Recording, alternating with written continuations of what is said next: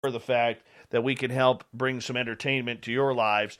And Tristan Stevens looking absolutely stunning tonight. Lockbeard, you're looking stunning as well. Thanks for joining us.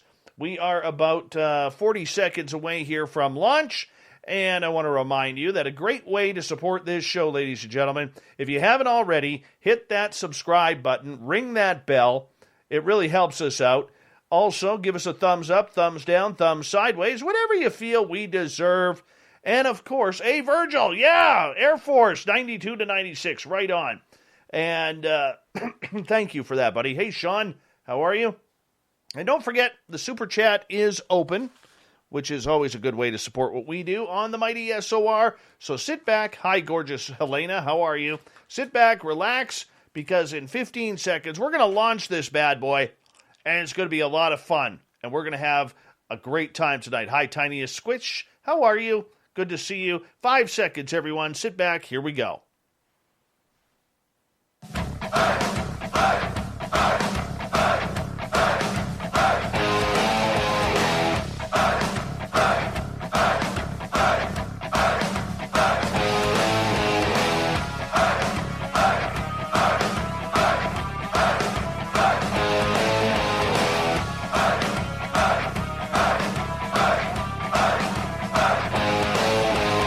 From the mountains of central British Columbia to you listening around the world, this, my friends, is Spaced Out Radio. I am your host, Dave Scott, sitting in the captain's chair of SOR headquarters. We welcome you to tonight's show on our terrestrial affiliates around North America, digitally on TalkStream Live, Revolution Radio, and KPNL. All of our archives are free by going to youtube.com/Spaced Out Radio. Just do old Davey the favor, hit that subscribe button. You can follow us on Twitter at Spaced Out Radio and on Instagram at Spaced Out Radio Show. Our website is spacedoutradio.com, where we have a plethora of features for you, including rocking out to Bumblefoot and reading up on Captain Shirk's SOR Newswire. Tonight's show is brought to you by Chive Charities. Help make the world 10% happier by visiting Chive Charities today. You can find them on our website. Oh, we are in for a good one tonight. Born and raised in Denver, Colorado, Joie Albrecht attended Colorado University on a talent and creativity scholarship. She began her writing, directing, and producing at the age of 21 in Los Angeles on a 2-hour ABC network primetime special. Since then, she has written, directed, and produced over 80 aired hours of network footage and national cable television, most which have ended up in the top 10 ratings. Of course, you know you're good when you hit the top 10, always. And this lady is good. But the pursuit of the paranormal and truth brought her into a little bit of the dark side. Her book, A Deadly Haunting, is based on the true story of the Moffat family. It can be found on Amazon and elsewhere. We're going to find out more about this tonight. And don't forget, at the bottom of hour number 3, I will bring you the SOR Newswire, brought to you by Paranoia Magazine. Joie Albrecht, welcome to Spaced Out Radio for the first time. How are you? Hi, I'm great. How are you? I am very good. Very excited to have you here. So thank you so much for taking the time to join us. We really do appreciate you coming on in. Did you always have an interest in the paranormal? Yeah, I was always into spiritual kind of stuff from the time I was a toddler. I could communicate with other beings and energies and all of that. So yeah, that wasn't anything new for me. So for you, having this lifetime of contact, of spirits around, and it's nothing new to you, I mean, for you, what was it like growing up in a household like that? You mean, I'm not talking about the Moffats. I'm talking about me. Yes, yes. Yeah. That was just normal. I mean, when I was a kid, I would ask my mom, what are all these little things dancing in the air? Because I was looking at energy stuff, and she thought I was nuts. So, as a kid, you kind of keep your opinions to yourself and go, oh, okay, But I knew all that stuff when I was little. Yeah. Was there a history of that in your family? My mom's mom was into this kind of stuff, and she used to study Edgar Cayce when I was little. And later, I met the Caseys, and I'm developing a project right now for Edgar Cayce. So that came back to, I was probably 10 when I got into that.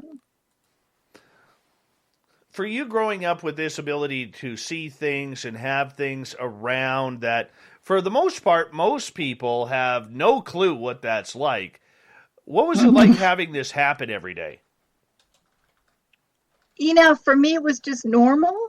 Um, it's always been so that I could kind of reach through the other side and be aware of people. So many times in my life, the angels will come and say, "Go talk to that person. Go talk to that person." I go, "No, no, no, no, no. I can't do that." They go, "Yeah, you can. You can." And so, every once in a while I do that, and I go, "Okay, somebody wants to know, blah blah blah," and I just kind of run away then, and they go, "What? What?" Did you ever consider yourself psychic? Oh yeah. So what? I used Give me an it, example of something that weird that happened to you that you were able to predict or see happen. well, I when I was in college, the very first year of college, I did readings for people, and I was really very accurate to it, but it wasn't something that I wanted to do. So it was something that I just kept to myself. I didn't go out and be a psychic. Do you ever recall, like, see, were you predicting things to happen?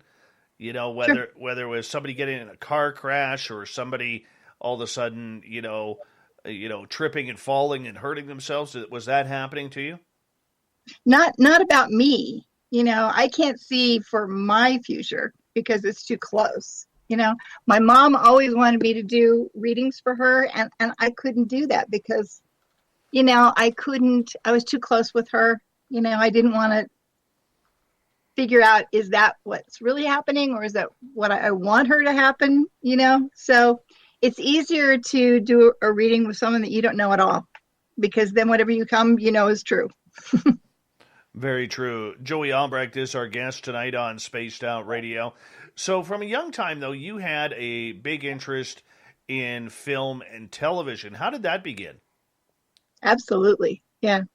Um, in junior high school, I was in plays, and I was an actress, and I I went to a scholarship at CU in Boulder.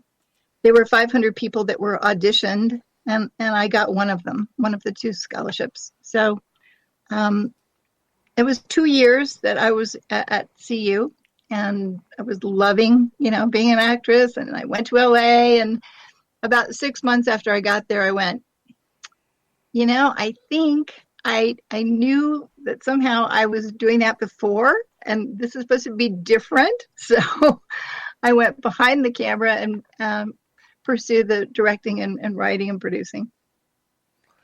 Do you like being behind the camera more than in front? Is that what you're saying? I like both. I like both. But I think I think I know that I've been an actress before, so this time I need to do something a little different. So, what So attracted you? obviously, What attracted obviously you? I Go go ahead. ahead. I'm sorry. No, no, please. Obviously, I believe in past lives, so I'm talking about a past life kind of thing. So, for you being behind the camera, what was the enjoyment you found behind that in being part of the creative side rather than the acting side? Part of it was because I the creative thing about writing, creating the stories, creating those things was really fun. But also, you have some power when you're doing that. If you're an actress, you're just doing the lines. If you're writing those lines, then you have more power. So Very true. Very true with that. So you did that for how long? I went to LA when I was 20. So a long time. But you also got to work for one of your childhood heroes in Disney. Yeah, I was on a I was on a contract with Disney for over a decade. So I was a producer, writer, and director, and it was a lot of fun. I mean, you can see some of the things behind me, Minnie Mouse and all the different ones that I played with. So, can you give us a hint of what you worked on? um, there was lots and lots of them, but see, Mickey Mouse's 60th birthday, Totally Minnie, Down and Out with Donald Duck, those kind of things. How different is it? This is so not a paranormal question, but because I absolutely love the whole Disney aspect of everything, and I'm a big kid at heart, how difficult is it writing for cartoons than it is for movies? Oh, it's very different. If you're writing for animation, then you can completely be a kid. You can completely, create anything. Whereas with real people, it's a different flow, right? I mean, in the past 10 years, I've written probably over 150 scripts in animated series. So it's fun. I like it. How do you do? Okay, because I'm a giant Toy Story fan. I'm not going to lie. I absolutely bawled my eyes out and wanted to go through the movie screen when Andy gave away his toys in part 3. I hated that. Hated it completely. And mainly because I still have some of my toys when I was a kid. Yeah. I do. But, I mean, the big thing that I'm asking in regards to how do you draw or write for children with an adult twinge where they're going to be able to get the inside joke as an adult? Oh, I don't think that's difficult, because there's different levels. Kids are on one level, the parents are on another. So some of this stuff goes right over their heads, but the adults go, "Oh yeah, I got that one," Well, that's just amazing. Because I absolutely love the entire Disney aspect of everything. And I know in the conspiracy world, there's a bunch of people thinking that there's some real dark stuff about Disney. Did you ever find any of that? No, I was there for a long time. I had an office right next to, Roy, and he was just a very nice man. I mean, I don't know of any of that. Excellent. I mean, for you, though, getting into film, did you work on a lot of paranormal, supernatural type of scripts or movies or television shows? No, none. Not at all. That's something that I've run into in my life, but it wasn't anything in my career at that time. So for you, you kind of kept this little love of the paranormal in the dark during your career. Right. Was that on purpose? Not necessarily. It's just, what I really wanted to pursue is family entertainment. And so that's what I pursued. The reason that this book came around, just because, a lot of people, right? And this lady, Deborah Moffat, she is the lady that has the actual story, the true story that happened to her and her family. And so she was asking a lot of people, who can we write this book? Who can we write this book? And somebody said, "Oh, you should call Joie." So she called me and we got together and we talked for about 3 hours and, really got on the same page. And so she hired me to write this book. And I'd never written a book before, just scripts. So I was wondering, can I do that? I think I can, but I really wanted to try. So I took that on, but also because, it's a true story. It's about a demon, so because I'm kind of open to, things, I didn't want to be, you know what I'm talking about, right? So I did my meditation. I talked to my angels and I said, "Is this okay for me to do this?" And it felt like, yeah, it's okay. And I was fine. And it was not a problem. So up before you wrote this book, you didn't have really outside of your own experiences a connection to the paranormal. Like you weren't a paranormal investigator, you weren't someone who was doing it on television as you just went. You kind of kept this side hidden on you for throughout your career. Pretty much, yep. Was that on purpose because you didn't want to accidentally ruin the career that you had built for yourself? I don't think so. I mean, again, as I said, I really wanted to be involved in family stuff, which is what I like to do. But obviously, I took the job with the book because if I didn't want anyone to know about that, I would have, written that book. So Excellent. All right. We've got about 8.5 minutes here before we got to go to break at the bottom of the hour. Joie Albrecht is our guest tonight on Spaced Out Radio. Joie, for you, considering you never had done anything in the paranormal, how much out of the ordinary was writing this book? Because you'd never written a book before. You never considered yourself an author, even though you'd written dozens and hundreds of scripts for movies and television shows. But was this going really out of your comfort zone, not only to discuss the paranormal, even though it was someone else's event, but to write a book as well? I think it was the way I looked at it. It was a challenge, and I'm always one for a good challenge. So, I wasn't worried about it. A little bit, I was worried about having that demon, that being around me. That was a little nervous, but other than that, I took a lot of my experiences and my beliefs and so forth that put into that book. Okay, so I want you to go into a little bit more detail, and I know we can't give away the book here, but paint me a picture on just what you were going through when you decided to create this book. Well, Debbie and I talked for a long time. She gave me 30 pages of kind of the timeline of what happened, right? And then I took that 30 pages and I created the book out of it. So there were a lot of times that we were on the phone or together saying, okay, on this, what happened and who had that and what, so there was a lot of communication about that in between. And it was 6 months, which a lot of people usually write like a book for years. It took 6 months for me. So. Well, that's kind of cool. That's kind of cool. So how did you, having a lifetime of ghosts and experience around you, were you always connected to ghosts? It's one thing to be connected to the spirit world, but were you connected to ghosts as well? Yes. There was actually a ghost that lived in my parents' house when I was little. Oh, tell us about that. In Colorado, we all had the impression that this was like an old miner or something. He was kind of rough and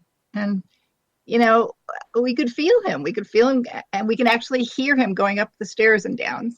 He never bothered us. He never, went after us or anything. We just knew he was there,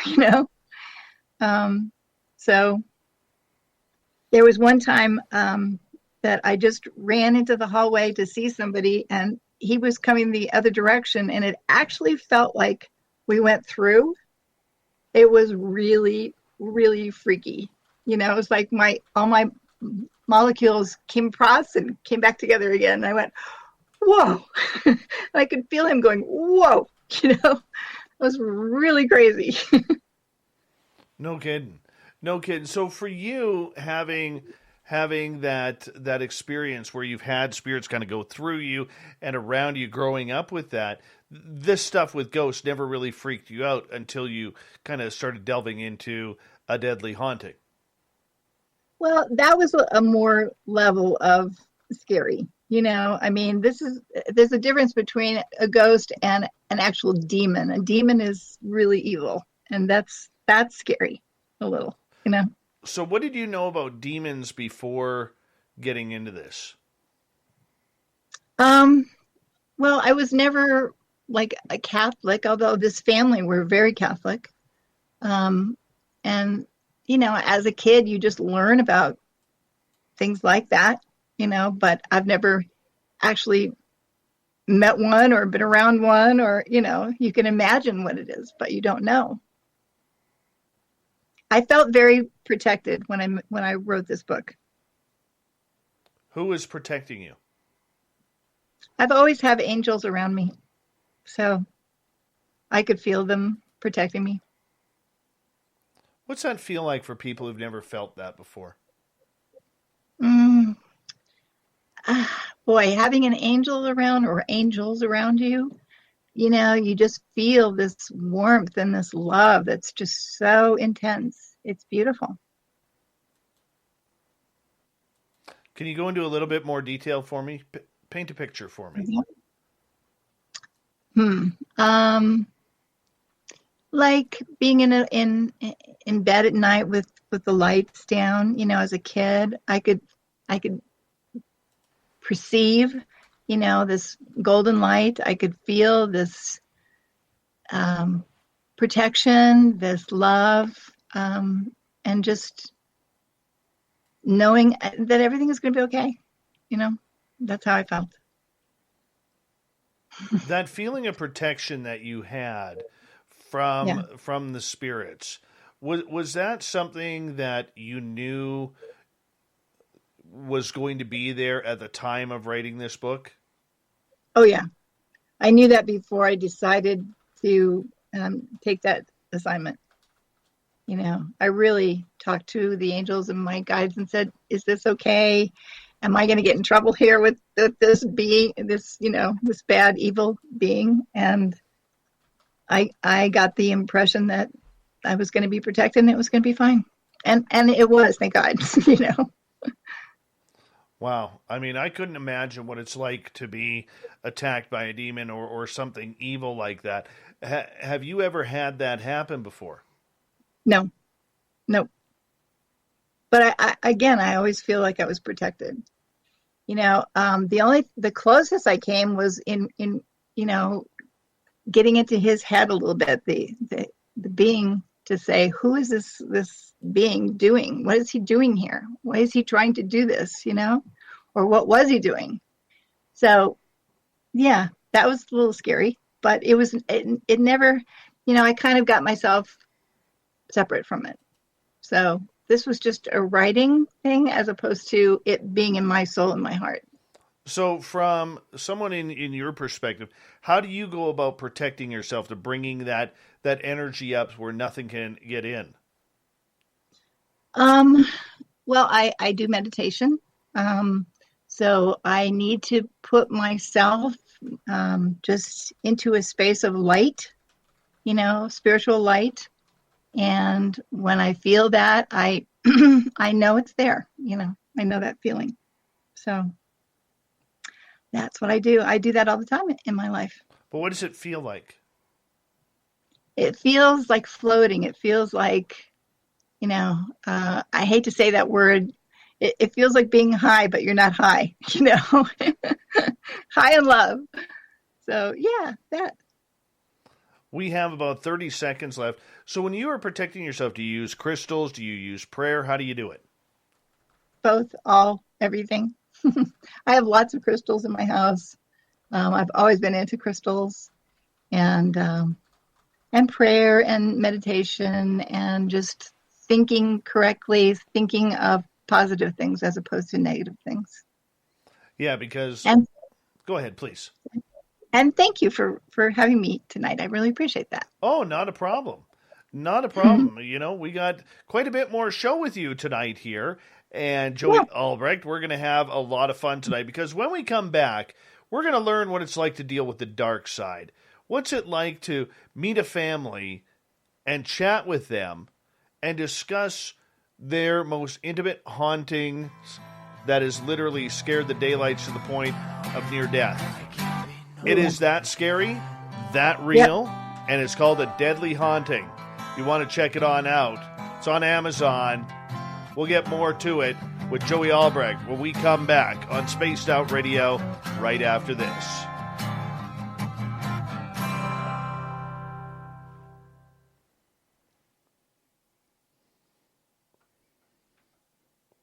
All right, we're clear.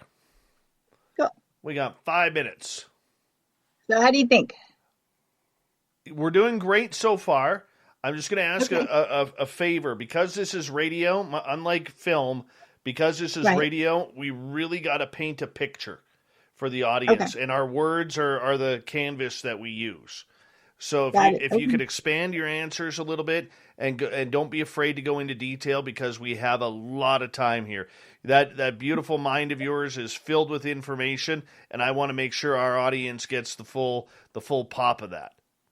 Okay. Well, the next time, let's go through a little more of the book, Sure. and then before we wrap up at the end, I've got some projects that I'm developing on that you guys would be interested in hearing about. So. Oh, of course. Of course. We got 2 hours. We're okay. We got lots of time. Okay. Yes. Yes. As Michael Leger, the Michael Leger says, word candy. Yes.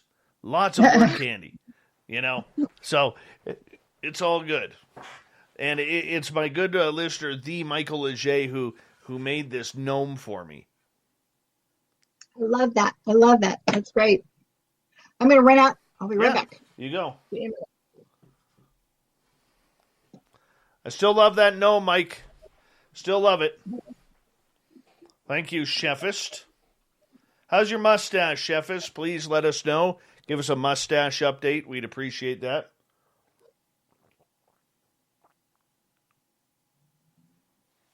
I so did not drink enough water tonight.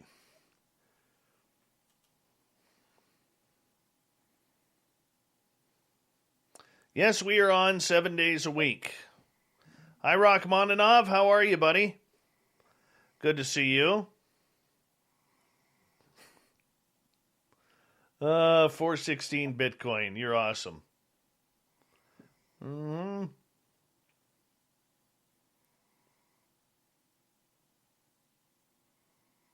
Can you guys hear that breathing in my microphone?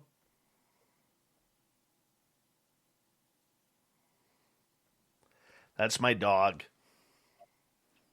That's Doug. He's on the other side of my desk.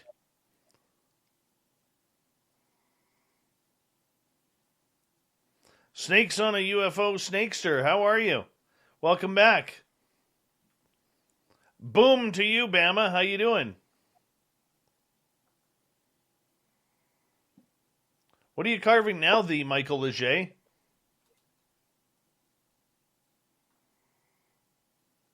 "509er, what's going on?"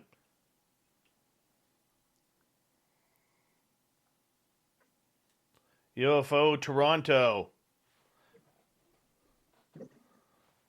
By the way, UFO Toronto, are you the same on Twitter?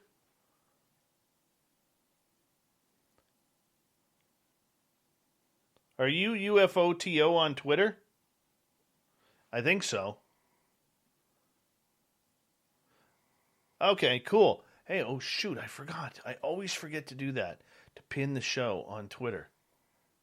Darn it. Thank you for reminding me. What was I going to say? Hey, thank you, by the way, for taking that piece from Grant Cameron's conference yesterday and running with that about the why now. I really do appreciate you doing that, man. Thank you. Trinitro Tulano. I always get that wrong. Trinitro Tulano. There we go. Alien Believers, welcome to the chat room. Let's give you a little push right there. Look at that. There you are. There you are, Alien Believers. $5,900, cold day in Salt Lake City. Kind of salty there, too. All right. There she is. Look at her, everyone. That's Joie Albrecht right there. There's Michael Latuska. Welcome back, man. Anytime the Jets wipe out the Maple Leafs, that's a good night. Mm-hmm.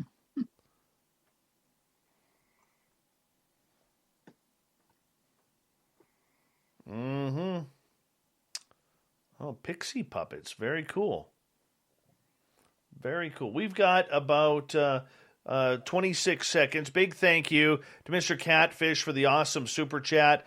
Really do appreciate the support of Spaced Out Radio. Thank you to everyone who is listening in for the first time. Thank you all the veterans out there. And thank you to all of our regular listeners who are here every night. We really appreciate it. Here we go with the second half hour of the show.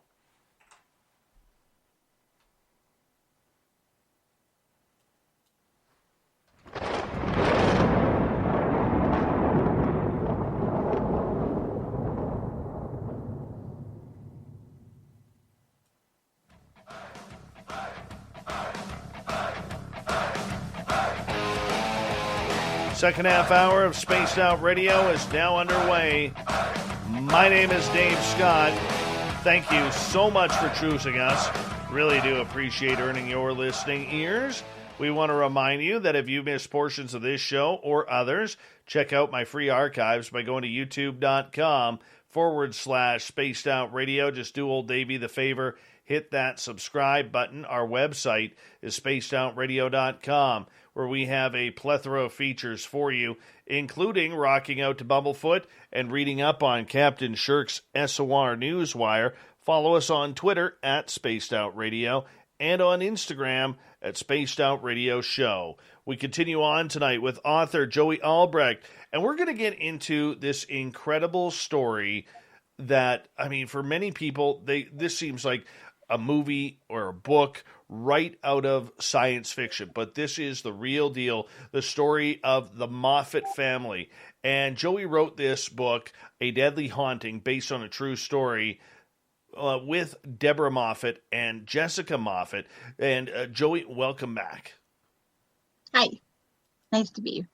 It's nice to have you here as well, my friend. Thank you so much. I want to ask you, in regards to doing this, just for our audience members who are joining us, you've never written a book before, but how did you become familiar with the Moffat family? We had lots and lots and lots of conversations, and Debbie had given me, as I said, about 30 pages of notes. So I really had to, you were talking about, am I psychic? Well, part of that being psychic was just knowing what was going on, even though every detail wasn't said. And it was interesting. A couple of times I would give her chapters to read. And, when you're writing, you're embellishing because it's based on a true story, And many, many times she'd go, oh, my God, I never even told you that, but that's exactly what happened. So, did I create it or did I, just saw it there? I don't know, but it's nice. I want to show you that this is the story. Here's the book, Deadly Haunting. And the illustration was done by Debbie's daughter. So she did that. It was a very nice illustration. You want to come up there again? There you go. So there's the book. And the story started out with this woman from the Dominica. Her name was Juanita, and she took care of the grandmother. And she was also into Santeria, which Santeria it has some background in the Catholic Church, and also, voodoo, and it's this weird, strange, thing. And they use a lot of blood animal, they kill animals and do things for that. So it's kind of spooky and scary, right? But she was so afraid that the woman that she was taking care of was going to die, and then she wouldn't have a job. So she started doing all these Santeria and Santeria kind of things, and she actually accidentally allowed this being, this demon, into their world. So once that happened, they couldn't get rid of him. And that was the scary part. She didn't know that, or she knew, but she didn't tell anybody. And very shortly after that, the older lady, she died. And so she had to leave.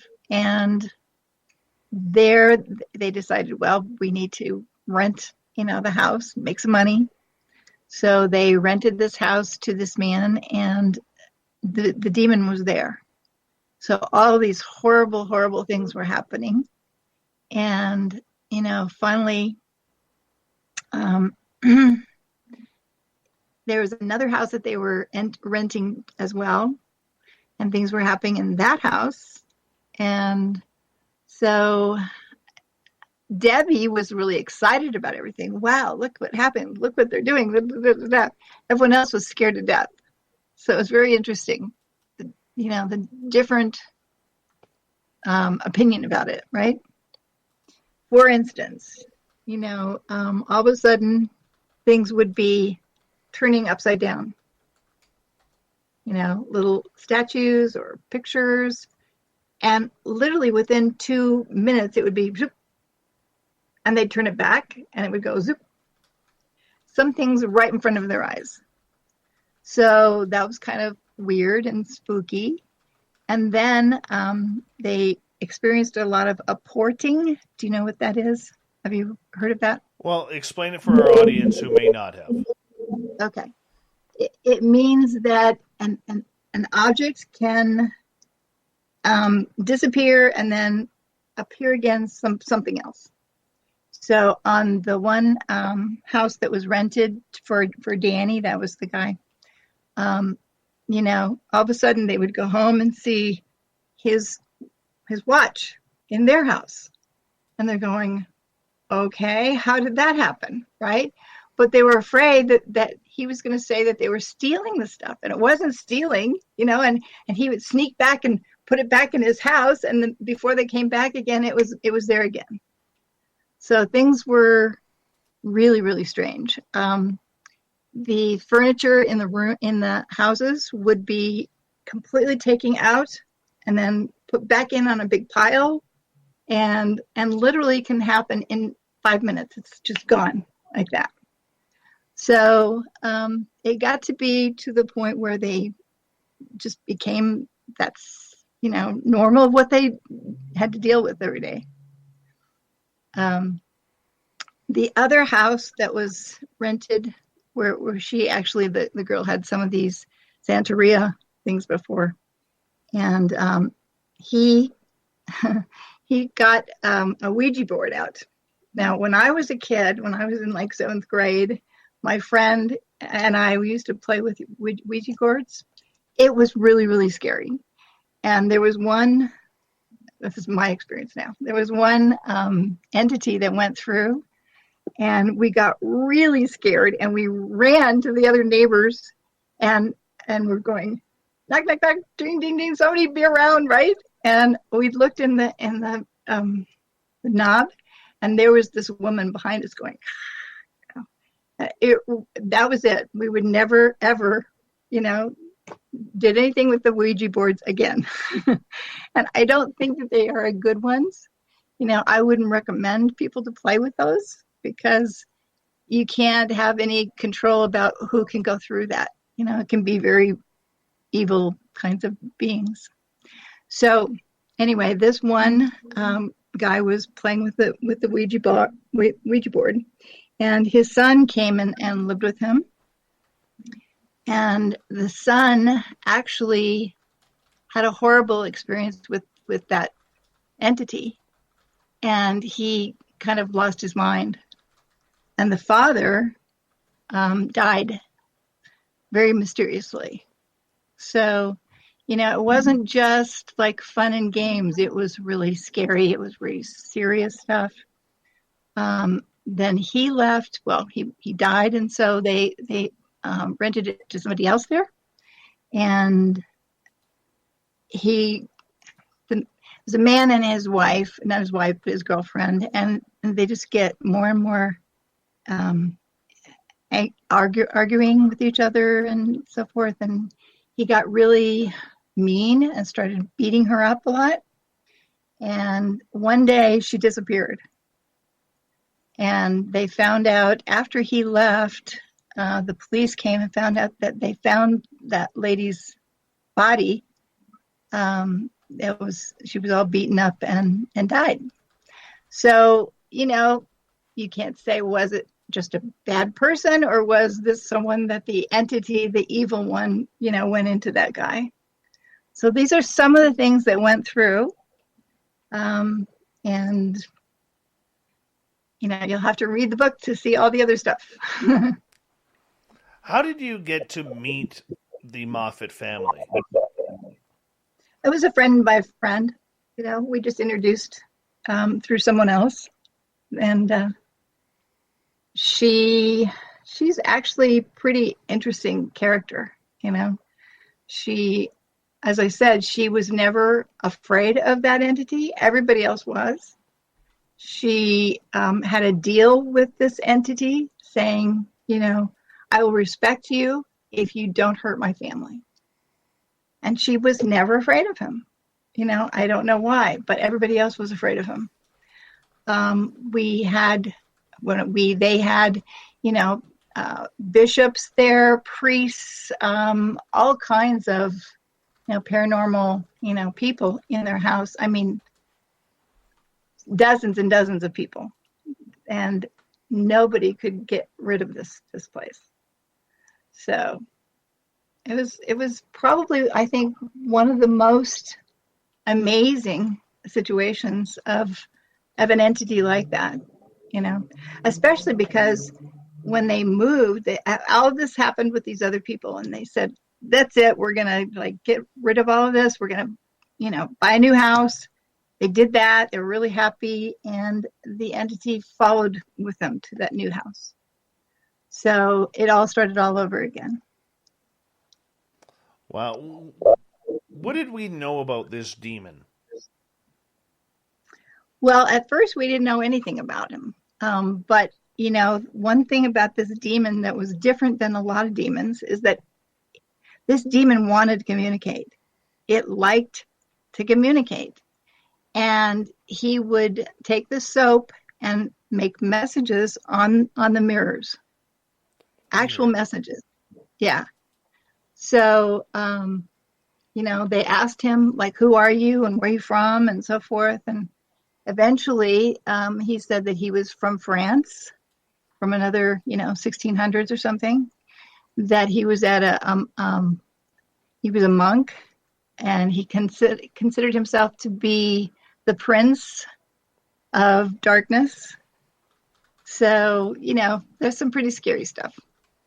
And you'll see part in the book that they actually go into past lives and how the connection with the family, with that demon. It wasn't just out of blue. There was a connection. There was something that happened from a long time ago. Outside of being from France, do we know how old this demon was? What kind of demon it was? Was it just a mean spirit trying to play the role of demon? Because we know that's happened before. Right. Now, he was more an evil, really evil being, not just, something irritating. This was an evil, evil being that says that he was the devil, that he was incarnate, the devil from those other lifetimes. So that's pretty bad. So he was a real jerk. Let's just be honest. Yeah. Scary. Not just a jerk, but scary. Real scary. Mm-hmm. So why did he choose this family to kind of torture them? Well, as I was saying, that there's definitely a connection between them, and I don't want to tell you right now because then I'll give up what what the story is. But there is one of the person in that family that definitely had some evil themselves, and that connection. Sorry. No, and I understand. I mean, you can't give up all of the book because otherwise there's no point in people purchasing a copy and Right. wanting to see what this is about. But let's go right back to the beginning here. You know, when did this family, the Moffats, first realize that there was a negative entity tracking them and stalking them? Um, sure. This was, when the grandmother died. And so that was when the demon had gone into their lives, right? And so that was when they found out was little by little, first it was like, are you sure that really happened? You say, oh, that didn't happen, right? But they would find things that would move. Like, one time Debbie went in and said, okay, let's go outside, close your eyes for 5 minutes. And they would time it for 5 minutes, right? And then they would come into the house, and all the furniture will be piled outside in the back, gone in 5 minutes. So it's not impossible to do that. I mean, if a person was there, it would take an hour to go and do that, not 5 minutes, right? So obviously, it was a very kind of thing that the demon was doing that, right? It was just making fun for people right now. So, her husband was really freaked. Her mother-in-law was really freaked. But Debbie, in the beginning, thought, this is fun. This is exciting. I can't wait to see what they do next time, right? She'd go in and dust everything in the shelf, and she'd walk outside, and 30 seconds, she'd walk back, and it was everything turned to the wall instead. And these are shelves way up in the hot with nobody's there, right? So that's when these things began into their life. And then, it got to be really, it was a nuisance in the beginning, right? But then it got to be really, really bad. And every single day, 5 times a day, the demon was taking messages on the bathroom mirror and jerky kind of stuff, right? And so they finally, they took the soap and they threw it all out so that there was no soap for them to use. Well, then he started creating or taking knives and taking the knives and carving, into the walls, into the ceilings, into the floors, that were really, really scary. So, I mean, every day they would have to go to to get paint, and they would fix everything that was wrecked overnight, and then the next day the same thing would happen all over again. So it was too much for them to do. And that's why they decided, we've got to get out of here. We got to get out of this situation. They were trying to have different people there to get rid of the entity, and nobody could do that. When they moved to the new house, and they came back a couple of times just to get a few more things, at the place to move it over there. They had one of their dogs there, just to kind of be the guard dog, overnight. And the being was really pissed because he didn't want to leave, right?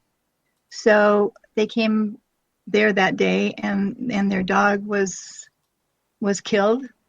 The demon had actually taken the poor dog. This is a 150 pound dog, through little tiny bars like that, yanked it through. It was really awful, really, really awful. And they had another situation in their new house with their other dog that had a really bad situation. And I think that the being was just, when he was mad and he didn't have his way, then he would hurt things, and especially for animals, Yeah, what would set this demon off? When they were, well, they took his soap away. He wanted his soap. he wanted to go and have friends over. They wanted to go and visit friends, and he didn't want them to do that. So he would do things so that they were prisoners. They literally were prisoners into their house. They couldn't see people. They couldn't have people over because, for one time they went out to some friend's house and they were thinking, oh, we so need this time, to be with people. And they came home, and the people that's their house that they were from, suddenly they went into their house and there's the guy's wallet. So what are they going to tell their friends? This is a demon that took it, and, he's going to think they stole it, right? So that's why they couldn't be around other people, because it would do things like that would destroy their lives, and their relationships. Boy, talk about jealousy. Yeah. We have about 3 minutes to go here before we got to go to break. At the top of the hour, Joie Albrecht is our guest tonight. She is the author of the true story, A Deadly Haunting, based on the true story told by Deborah Moffat. How long did this go on for with the Moffats?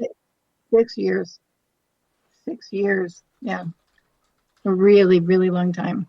I mean, this almost sounds like the exact story of one of the Conjuring movies or something that the Smurl family went through. As a matter of fact, it was those people that they came into their house to take care of it, and it was not successful with the Warners. It is Warners, right? Warrens, yeah. Wow. Same. Now, what year was this taking place? This started in 1984, and so 6 years later, it was like 89 in that area. Wow. This is in California, near outside of LA. So how did this family put up with this for 6 years? They didn't. They were going crazy.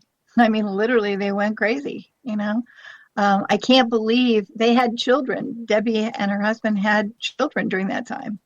And if that was me, I would be scared to death to have children, babies around this demon. But as I said, she'd make a deal. She made a deal with him and said, don't hurt my family, and I will respect you. For something, the kids nothing happened to them. It was fine. That's amazing that the demon obeyed that. As long as he was respected, which is really weird. I know. Wow. Yeah. So for 6 years, as we got under a minute to go here, for 6 years that this happened, I'm curious to know, how did they keep their strength? And this may be an answer you want to give after the break as well, but maybe start it off.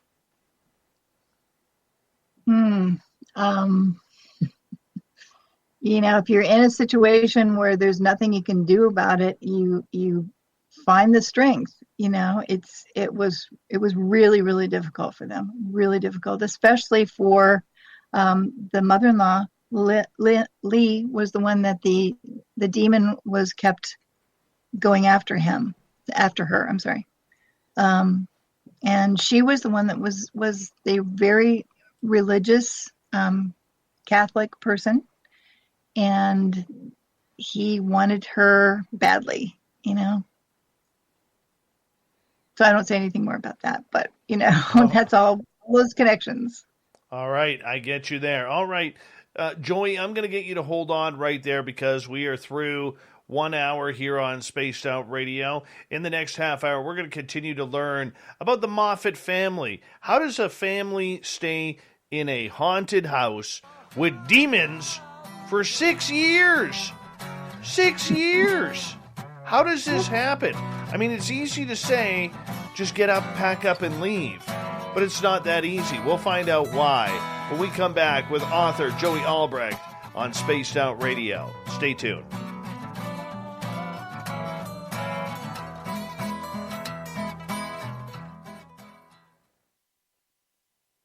All right, we are on break here for 6 minutes. I will be right back, and I will just let you kind of hang out here, okay? Yeah, I can't talk. I've been That's going to okay. that. That's okay. You go relax. I'll be right back.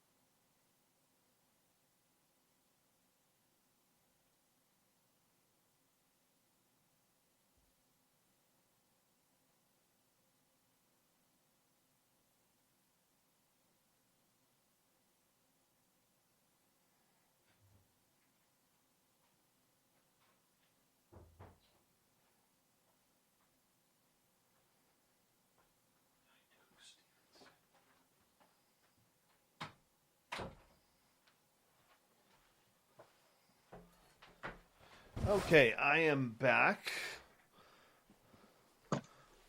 Give me Hey, 2 seconds here. And in hour 2 here, we start to include questions from our audience as well in the chat rooms.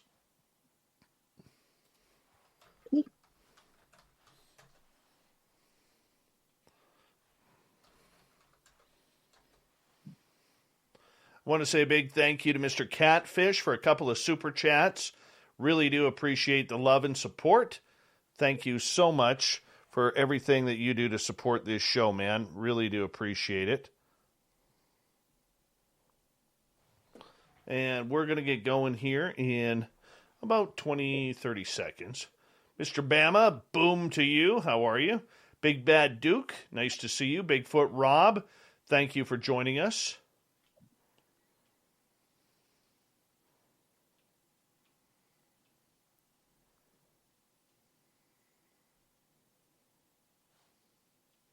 And we're going to get going here in about 10 seconds. So here we go, everyone.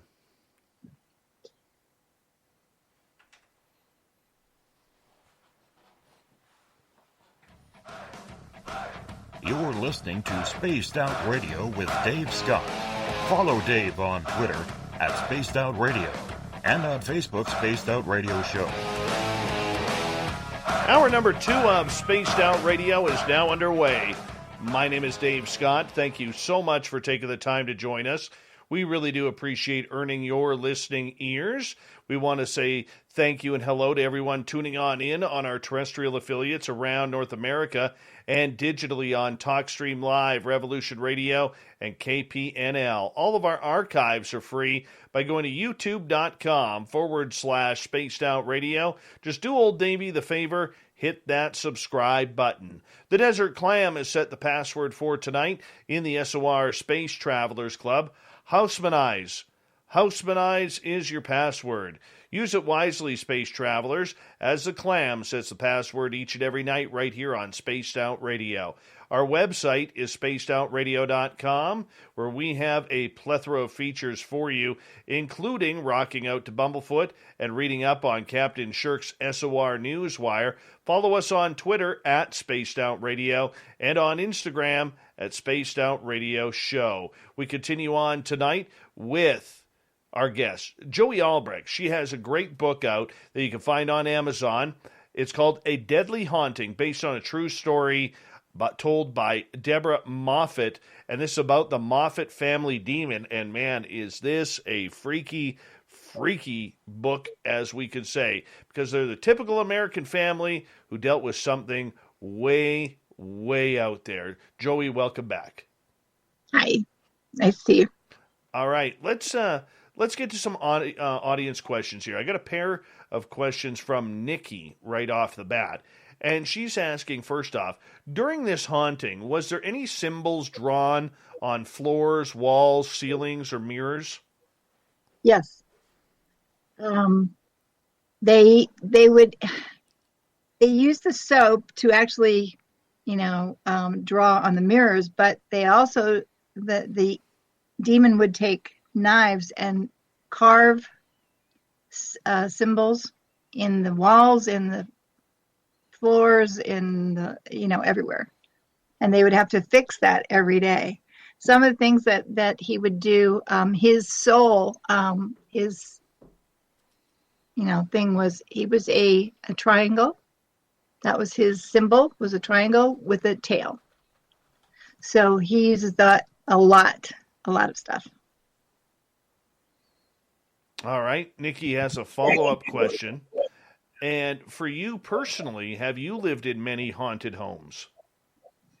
I only lived in one haunted house when I was, 18. I lived in a big house in Denver, and there were 15 other people in that house. And one of the people in the basement there was using, trying to deal with people, evil people. And, that was really bad. Because, again, when people are inviting evils it will come, and it's scary. All right. The darkness that surrounded this family, I know you can't go too much into it because it really is the heart of the book, A Deadly Haunting. But the fact that this was going on right under their noses, did they know this was happening? Oh yeah, from the very first time they knew absolutely, and they probably had at least a dozen, or if not, more than that, of people, parades of people coming through. Well, we can take care of that, and I can take care of that, and oh, this is no big deal, and nobody could do it. I'll tell you some of the people that went through. There was an Indian woman, Red Wing, and she was very powerful, and her friend, very powerful people. They came into their house, they went up to their attic, and Debbie was like looking around and trying to peek and watch what's going on. And at some point, and she swear that this happened, all the stuff in the attic will come up, and it created a huge face, like 55-foot tall, face, and it was snarling and just very, very scary. And so when the dog was there, was barking and barking and barking, and so they said, Debbie, you have to go downstairs for a minute. So she went down, and they did this thing that they did. When they came back, they said they trapped the demon into the dog.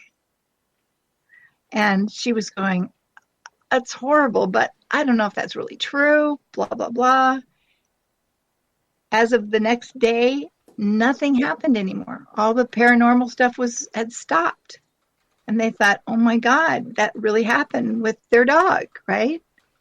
And so part of it was saying, yeah, that's great. Part of it is going, oh my God, what happened to our dog, But for a month, they had some peace. And then after a month, the dog started getting really, really sick.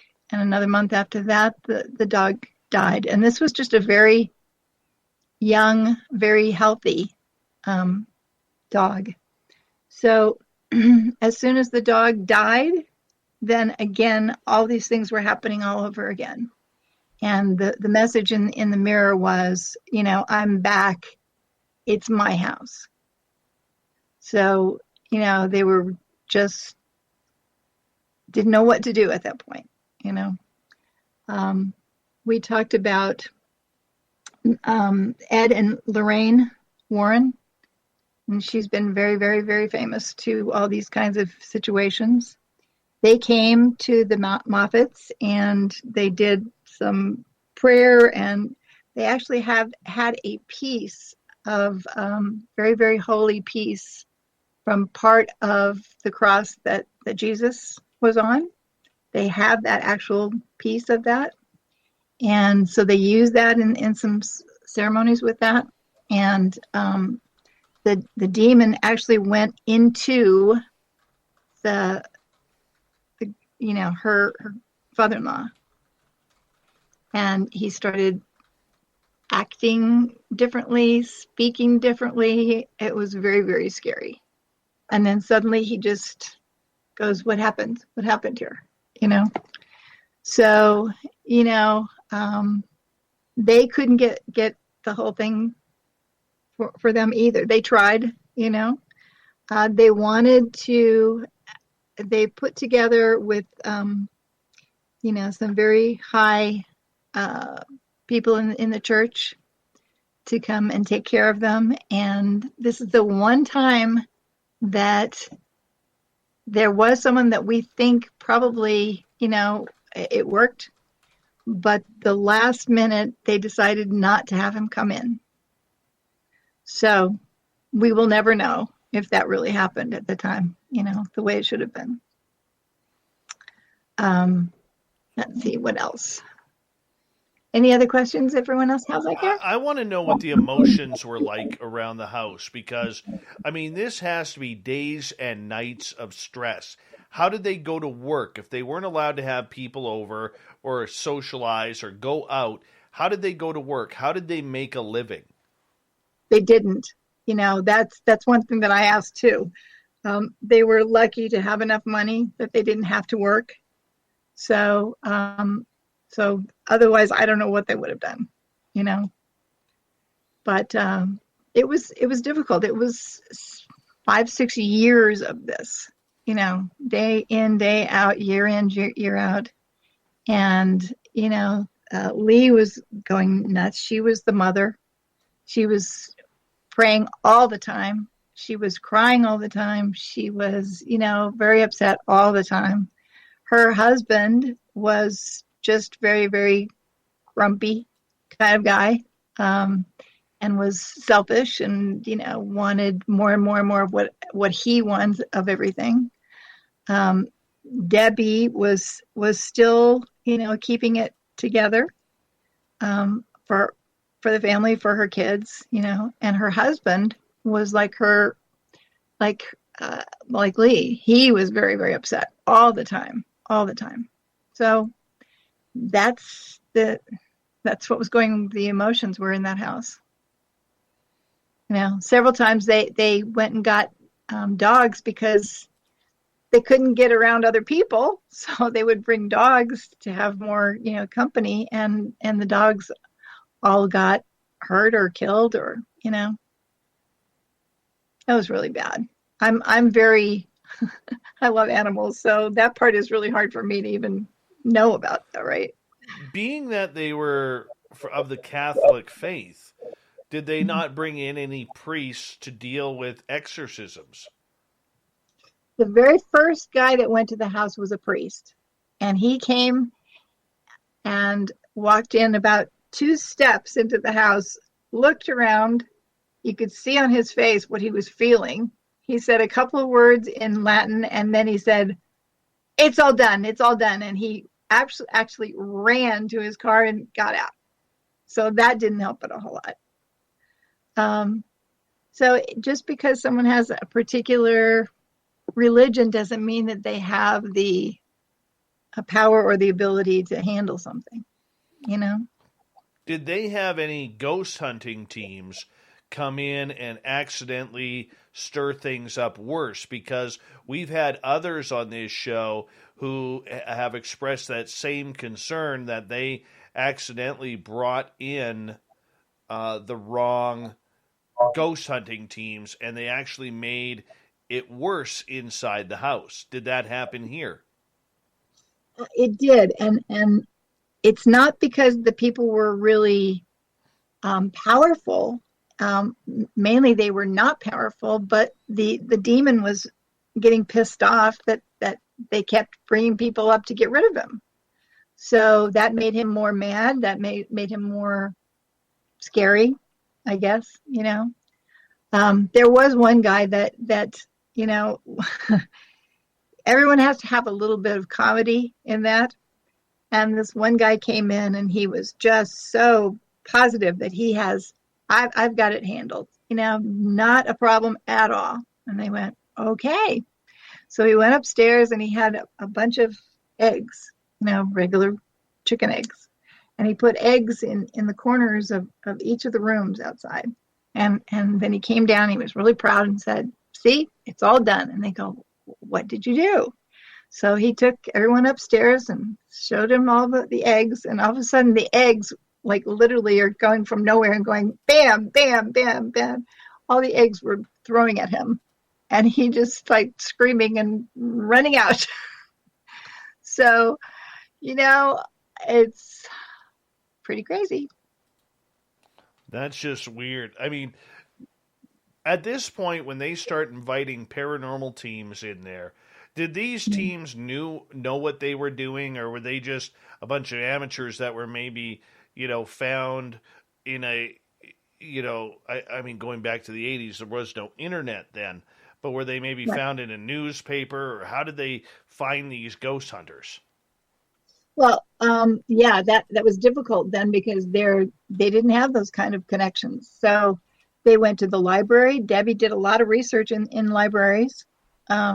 she would go to churches and talk to people there and see if they're, can do anything, or if they know anything about that kind of thing. Some of the people that came to their house were pretty naive, that they really didn't know what they were doing, but they had their heart was a good place. They just weren't very effective. And then there were some people that were really, really, professionals. They knew what they were doing.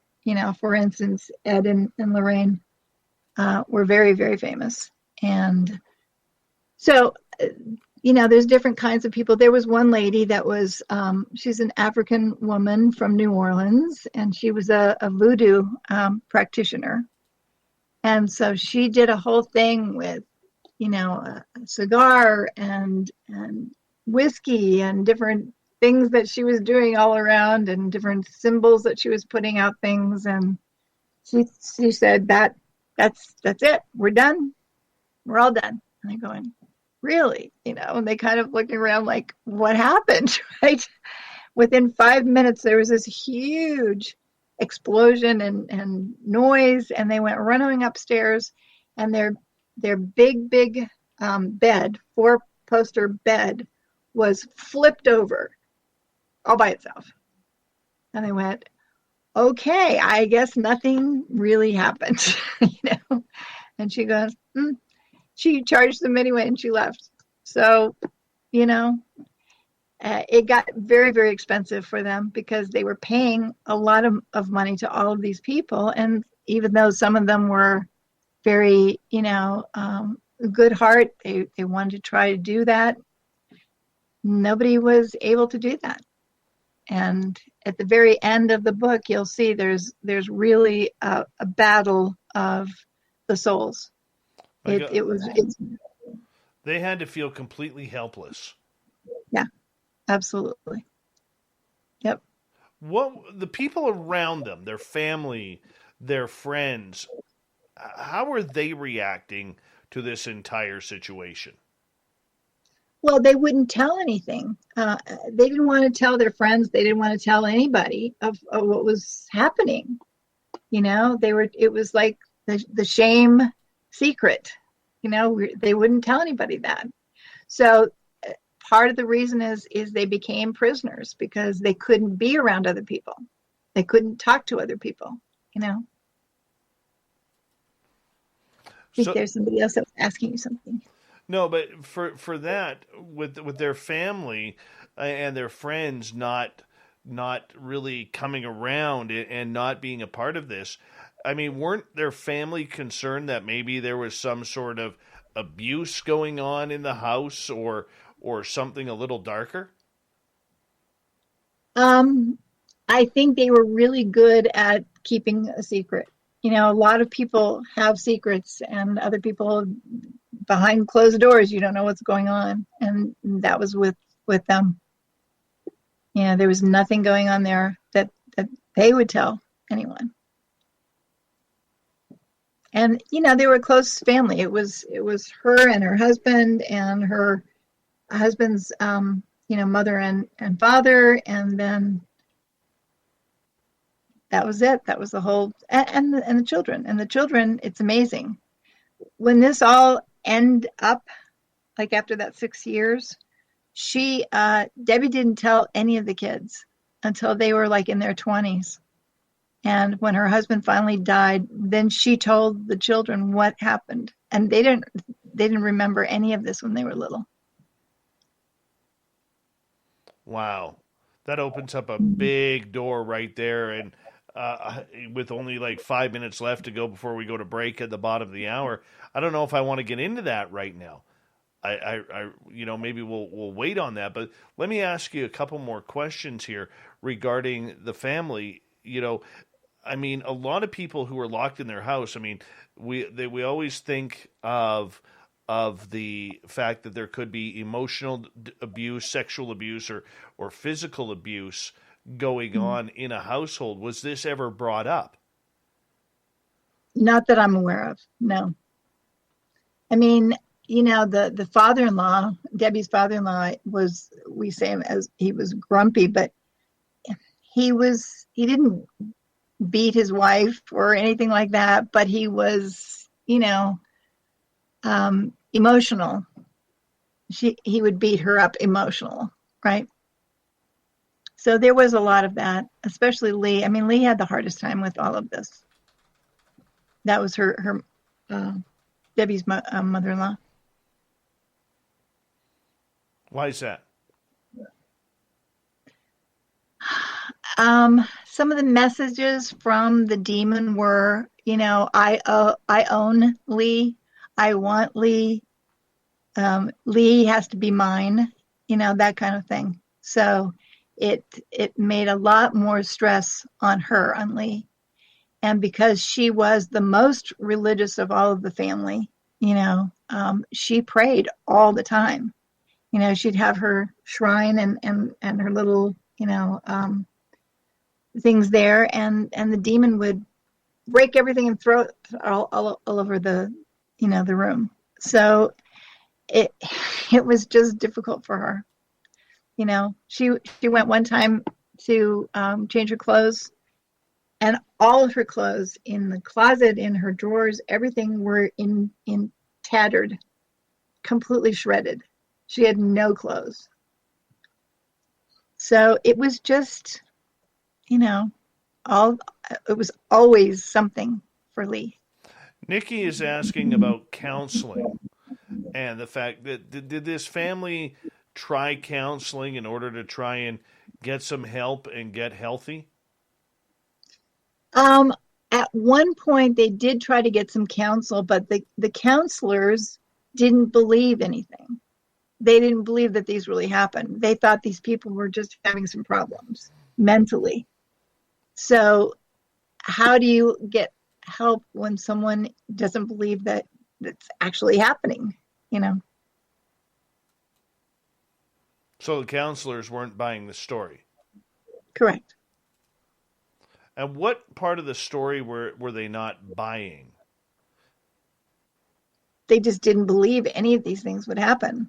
They would say that this entity, writes messages on the mirrors, that he carves into the walls and the floors and so forth. And they're going, well, you're imagining things. Somebody else is doing that. They just didn't believe it. So you don't want to sit there and argue with someone saying, I know what I'm seeing. I know what I'm living with, right? Very true. Very true. Can you go into detail, or actually we only got about 90 seconds left, but for the fact that how much physical abuse was there by this entity, not only on the pets, but on the family as well, outside of the children? I didn't understand. Physical abuse from this entity. It wasn't physical. Nobody got beat up. Nobody got cut, but emotionally, it was completely, it made people crazy, so that was the hard part, was, the being doing anything that being wants to do to make their life miserable. And since they can't go anywhere or do anything about it, then they are prisoners. And that's what they felt. I just couldn't imagine. Yeah. I mean, it sounds so simply. You got a ghost in the house, you leave. But I mean, if you're not allowed to leave, because that's when things are going to happen. Okay. Yeah. And I'm going to assume this thing had attached itself to them, too. So that way, if they tried to leave, it would go with them. He did. When they moved, yeah. The entity went with them. Let's get into that when we come back from the break. Author Joie Albrecht is here. We are talking about a great book called A Deadly Haunting, based on a true story, the story of the Moffat family. We'll be back with the second half of Spaced Out Radio when we return after this.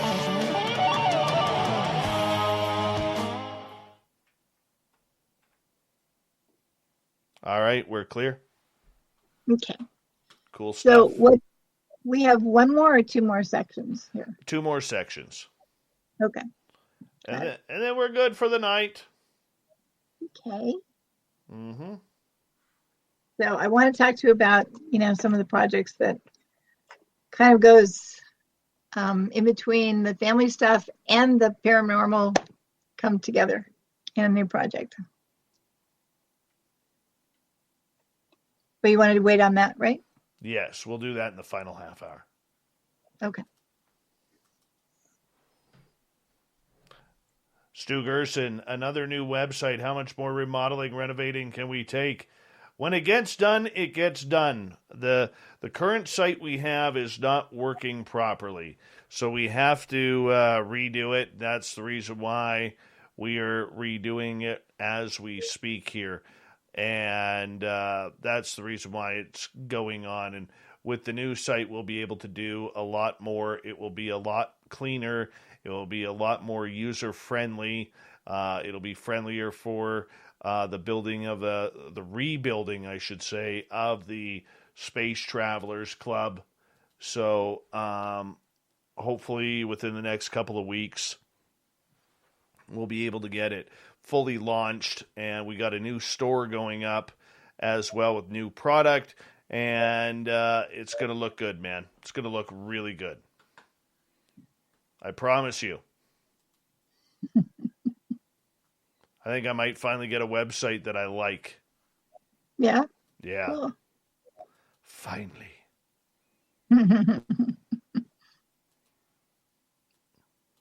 You have just one child? I have Twitter. I have Spreaker. I have Facebook. I have Revolution Radio. I have LGAB. I have Twitch. I have YouTube. Yeah. No, I said children. Oh, children. I thought you said chat room. I apologize. I have 3 kids. Oh, nice. Cute. Yeah. 22, 18, excuse me, and a 7-year-old. So your kids into aliens and all that stuff? No, not really. No? No. My one daughter's in college. My second one's getting ready to graduate. And my little guy, he's a grade 2 metalhead. He loves his heavy metal. Oh, really? Wow. Yes. So, and we got guitar lessons tomorrow. So, Cool. let him crank it up. Yep.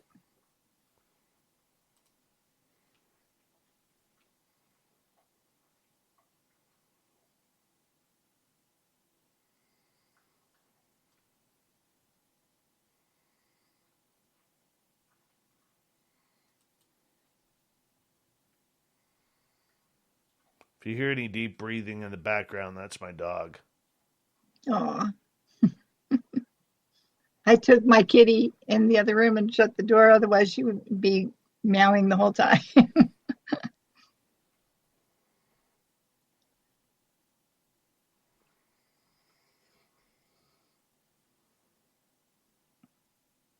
I'm surprised people aren't asking more questions. Oh, they will. All depends on their mood. Yeah. Yeah. All depends on their mood. Okay.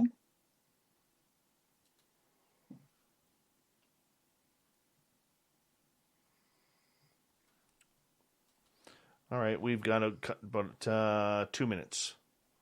Okay. We'll be right back. No problem.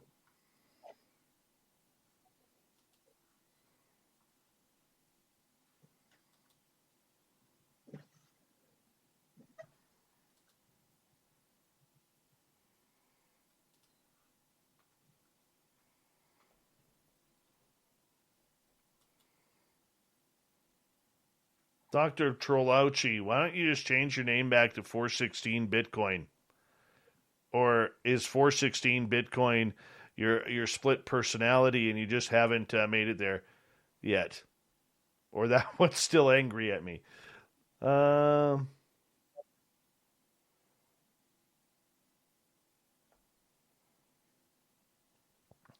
Hello, gorgeous Candy Romero. How are you? Welcome to tonight's show.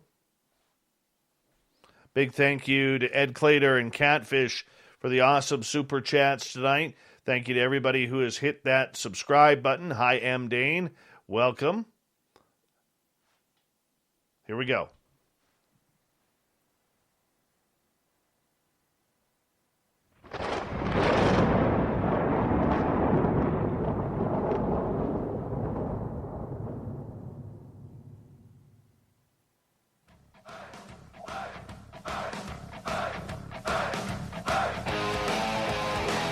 We passed the halfway point of Spaced Out Radio tonight. My name is Dave Scott. Thank you so much for taking the time to join us. We really do appreciate earning your listening ears wherever you are on this beautiful planet we call Earth. We want to say thank you to everyone tuning in wherever you may be. And of course, we also want to remind you that all of our archives are free by going to youtube.com/Spaced Out Radio. Just do me the favor, hit that subscribe button. Our website is spacedoutradio.com, where we have a plethora of features for you, including rocking out to Bumblefoot and reading up on Captain Shirk's SOR Newswire. Follow us on Twitter at Spaced Out Radio and on Instagram at Spaced Out Radio Show. We continue on tonight with Joie Albrecht. She is the author of A Deadly Haunting, based on the true story of the Moffat family. This book can be found on Amazon. Welcome back, Joey. Hi. Nice to be here. The family. Lots went on, and they tried to move. This demon kept on following them. Tell us about that entire happening there. Well, they just felt like we can't take this anymore. So with the tenants that rented the different houses that they owned there, they didn't rent again because of all the bad things that happened to those people. And they finally decided that that was going to be it. We were going to go and get a nice house, and we're going to move, and this will be over, right? And at the time, they really thought that it was all going to be okay. But as I said before, he didn't want them to leave. And so all the bad things were happening. Their dog was, very, very bad,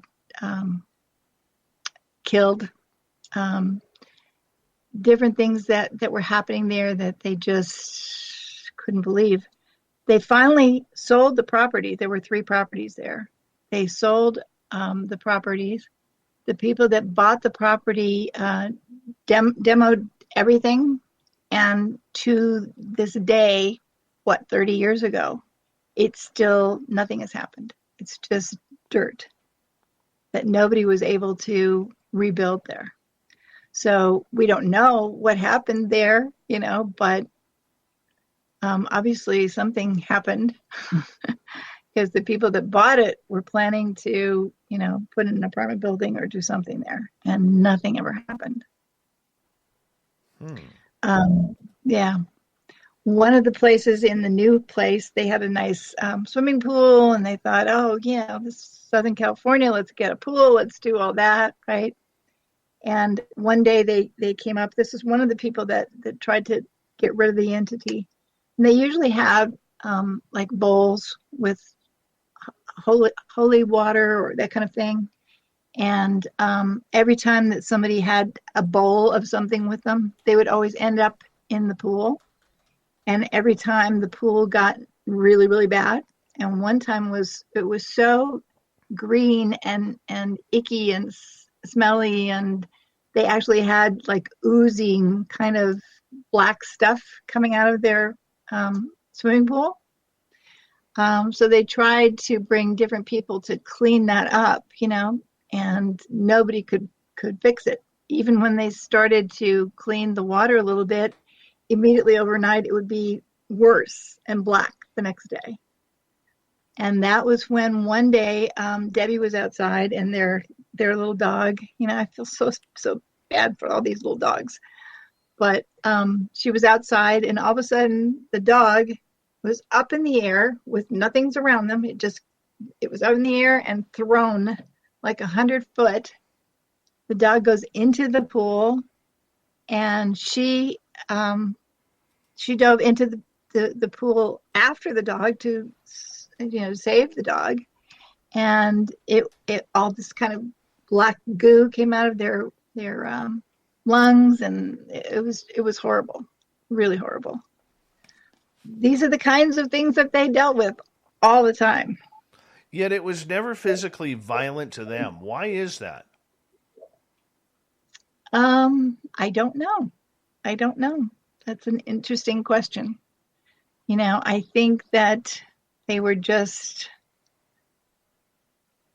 they were beaten up so badly, Now, Lee did get hurt towards the end of the book, and that's the situation.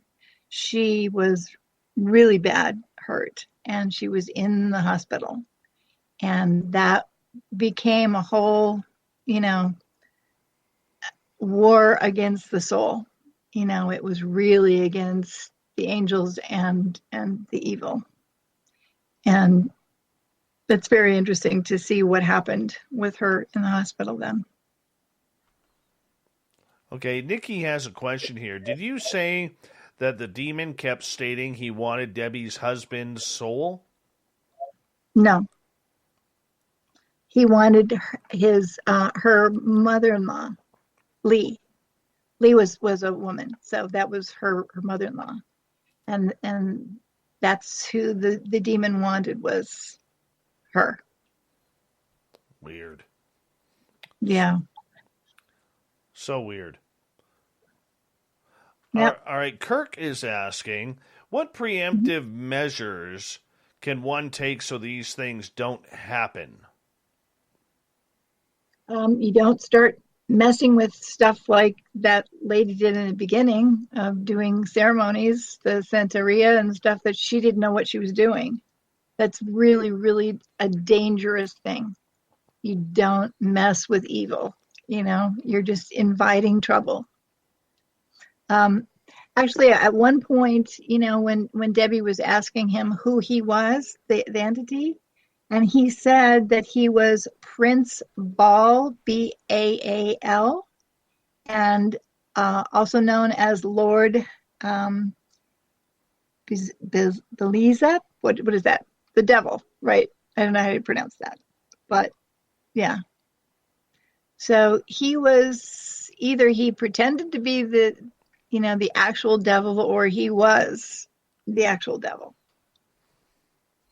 Damn, this guy wasn't messing around.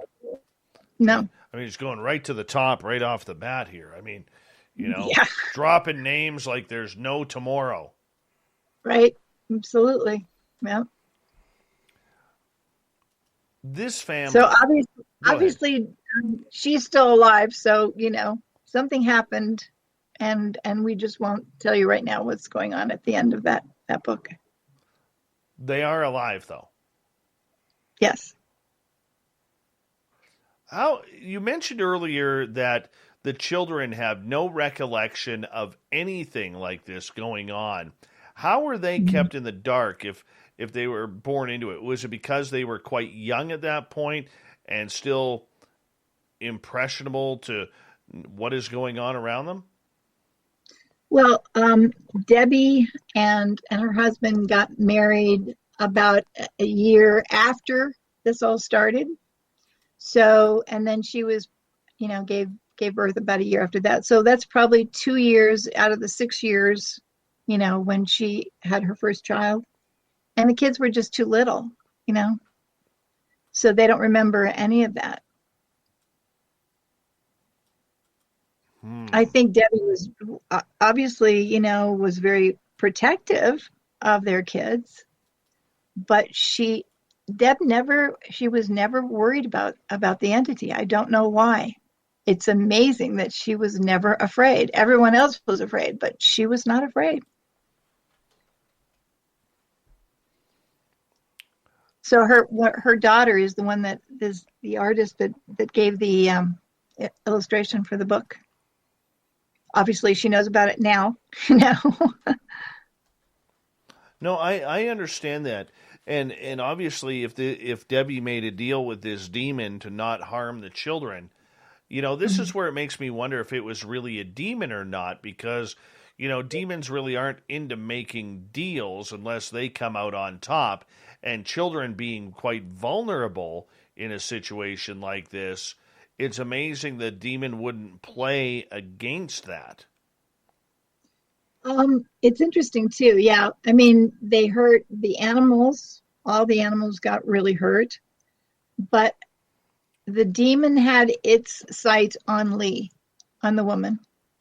And so there was a connection there that, is different than the kids. He wasn't interested in the kids. He was interested in the adults in that situation. But in order to get the adults, the worst thing that a demon could do is harm the children. I would think so, but it didn't happen. So I don't know why, Okay, so let me ask you this.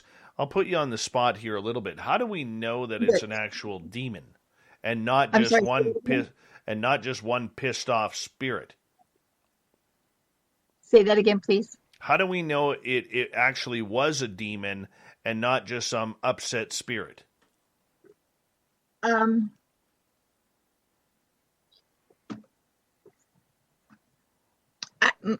Most just pissed off spirits don't have that kind of power. I mean, for a demon, for any kind of spirit can physically touch things, move things around. That takes a lot of power. So we all believed and accepted that he was a demon. That's what he claimed himself to be, Okay, so I mean, you're taking his word for it. Now, did you personally ever have any encounters with this demon? Nope. I'm glad. I'm very glad. I mean, there were certain nights when I was,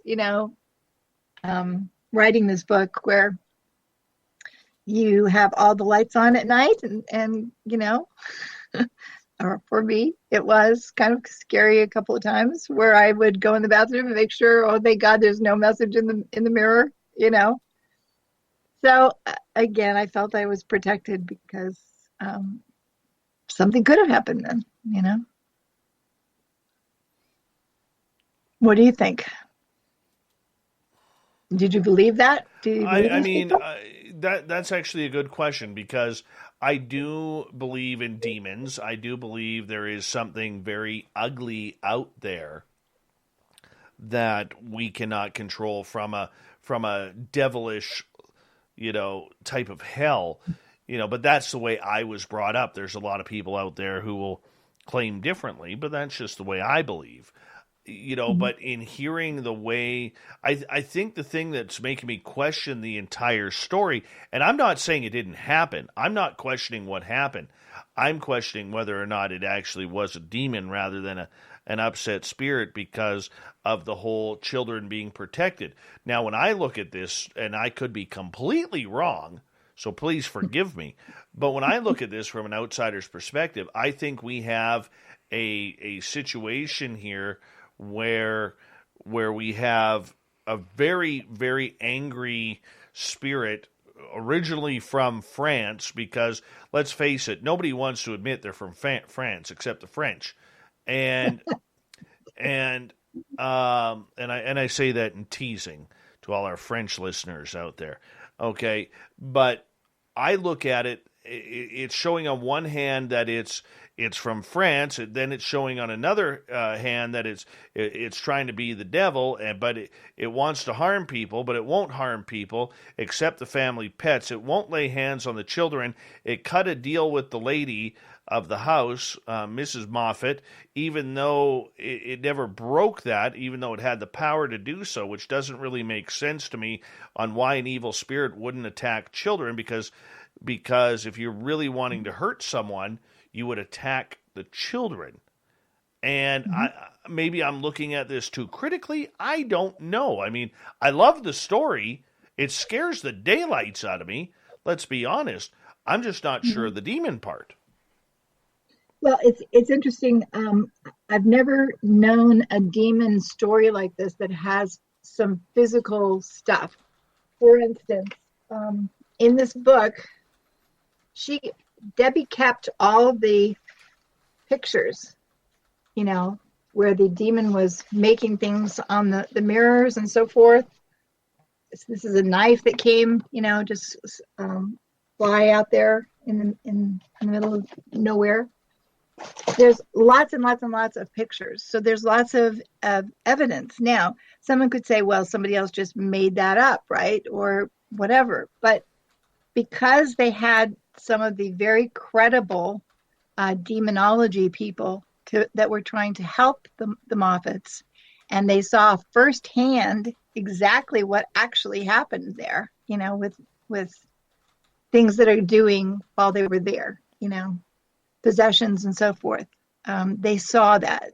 So a lot of the people that were in that situation have said things about the book, that it was true. I saw it. I was there. So it wasn't just Debbie, made it up. That's how I don't believe Debbie made it up at all. I believe the story. No. I totally believe the story. I'm just wondering just one side of it, but that's just me.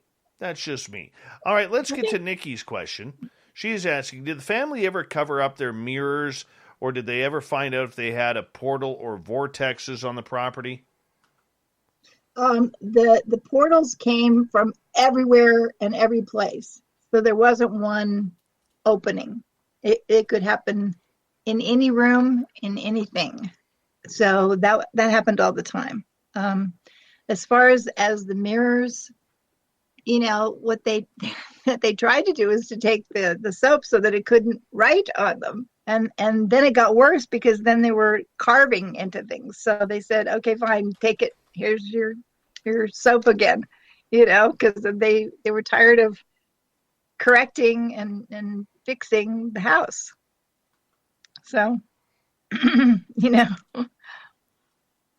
No, I can see that, and I can understand that. All right, let's get to M. Dane's question here, which is, wasn't Lee's husband the reason why it was allowed to be there? Lee's husband wanted her dead? That's something that you'll have to read in the book yourself. I don't want to tell you right now how that happened and why and the connection and so forth. Did you already read the book, Dane? This person? We'll find out. We will find out. Now, the family is clear of this demon now, correct? I'm sorry, say that again? The family is clear of this demon now, correct? Correct. Right now, yes. Okay. So with that, do they feel that it is still around? It hasn't been around any person in that family. It's been 25 years. So, they feel like it's past for them. They don't think it's going to come back. How have they dealt with the post-traumatic stress of this all? A lot. I think everyone had it's like any kind of traumatic thing, people are going to deal with that for a long time. I mean, her husband, everyone decided that nobody wanted to talk about it. So for 25 years, they didn't tell anybody. They didn't tell friends. They didn't tell anybody of any of these things. And then when her husband finally died of a heart attack, then she decided she wanted to tell the story. And she had kept all of the pictures from the mirror, all the stuff the evidence that she had, and she put it away for 25 years, and then she brought it out and said, it's time for the world to know. But I think she was protecting her husband too, because he was so emotional about it that she waited until he was passed until she wanted to tell the story. And by that, at that point, her in-laws had passed as well. So it was just Debbie and her kids at that point. Did this being kill her husband? I'm sorry? Did this entity kill her husband with the heart attack? No. Nope. He already had a problem before all of this happened, and that was 30 years. So they didn't feel at all that the entity had his death. No. Nikki is wondering, does the family believe the demon was destroyed? I don't believe it was destroyed. No. There were different choices and different things that happened. He was not destroyed. He just went somewhere else. Well, that works for us. Let's get to Moosehead's question here. Do you believe angels had to get involved? Yes, absolutely. And then I was telling you that towards the end of the book, it really is a war of the soul. It's, between love and hate, between, godliness and evil. So yeah, there were definitely a situation where angels had to be involved. Oh, that's just creepy. We have about 2.5 minutes before we have to go to break at the top of the hour. Author Joie Albrecht is with us. We're talking about the book, A Deadly Haunting, based on a true story. It's the story of the Moffat family and the sacrifice they had to make in a fight for their eternal souls. Talking to Mrs. Albrecht now, how has she changed? Is she still looking over her shoulder every time something happens, every time a wall creaks, every time, the house settles? Like, this has to be concerning for her still. Are you talking about me or Debbie Moffat? Debbie. Oh, Debbie. No, she said that she feels like that it's gone, that it's not going to come back, and she's not worried about it at all. So. How about her kids? Well, her kids didn't know until she told them 25 years after that. Well, so. I know that, but do the kids ever fear that this thing may come back and then all of a sudden, now that they're adults, start on them? I haven't met the son, so I can't speak for him. I did meet her daughter, and she seems to be very actually protective of her mom, and that she feels really fine about it, So maybe she was aware of more of it than she thought was when she was little. Sometimes people retain something that happens even though they're not really aware of it, but it made her strength. Everyone survived. So when we come back from the break here at the top of the hour, you got some projects that you're working on that you want to discuss. Are you excited to be continuing on with this type of topic, this type of phenomena? Has it become your new niche? Not exactly with demons, no, but in a more spiritual. Yeah, that would be nice. I want projects that are more spiritual. So I'll tell you about those in a little bit. I don't blame you. Joy, I'm going to get back to you here when we come back from the break. Author Joie Albrecht is here. You can go on to Amazon, and by listening to what M. Dane in our chat room says, it's a fantastic book, a great read.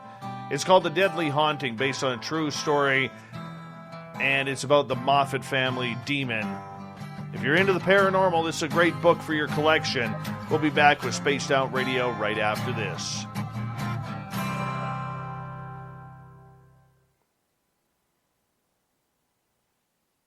All right, I'm going to run my dogs out. I'll be right back. Okay, cool.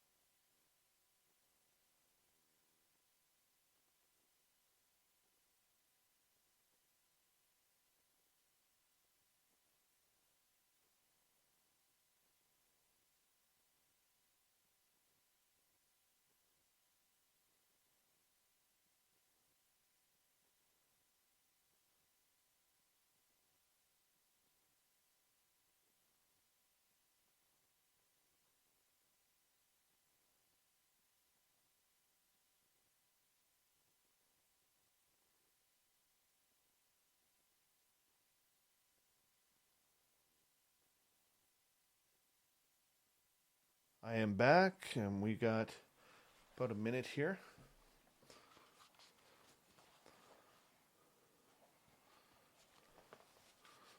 All right. Let me unmute you here. There we go. So when we get to the next break, just do me a favor. Just sit through the break, and then I'll say a proper good night to you during the break. Sure. Wonderful.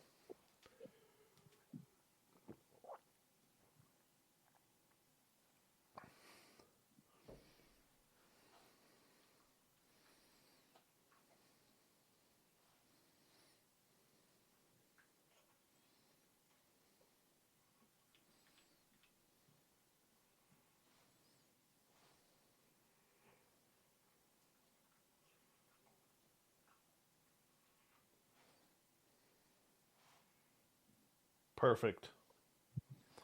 All right. We got about 20 seconds. Big thank you to Fapster, Ed Clater, and Catfish for the awesome super chats and supporting this show. We really do appreciate it. Thank you to all our new subscribers, to all the veterans out there who are tuning us in tonight. We really do appreciate your listening ears. Sit back. We're going to kick off hour 3 right now.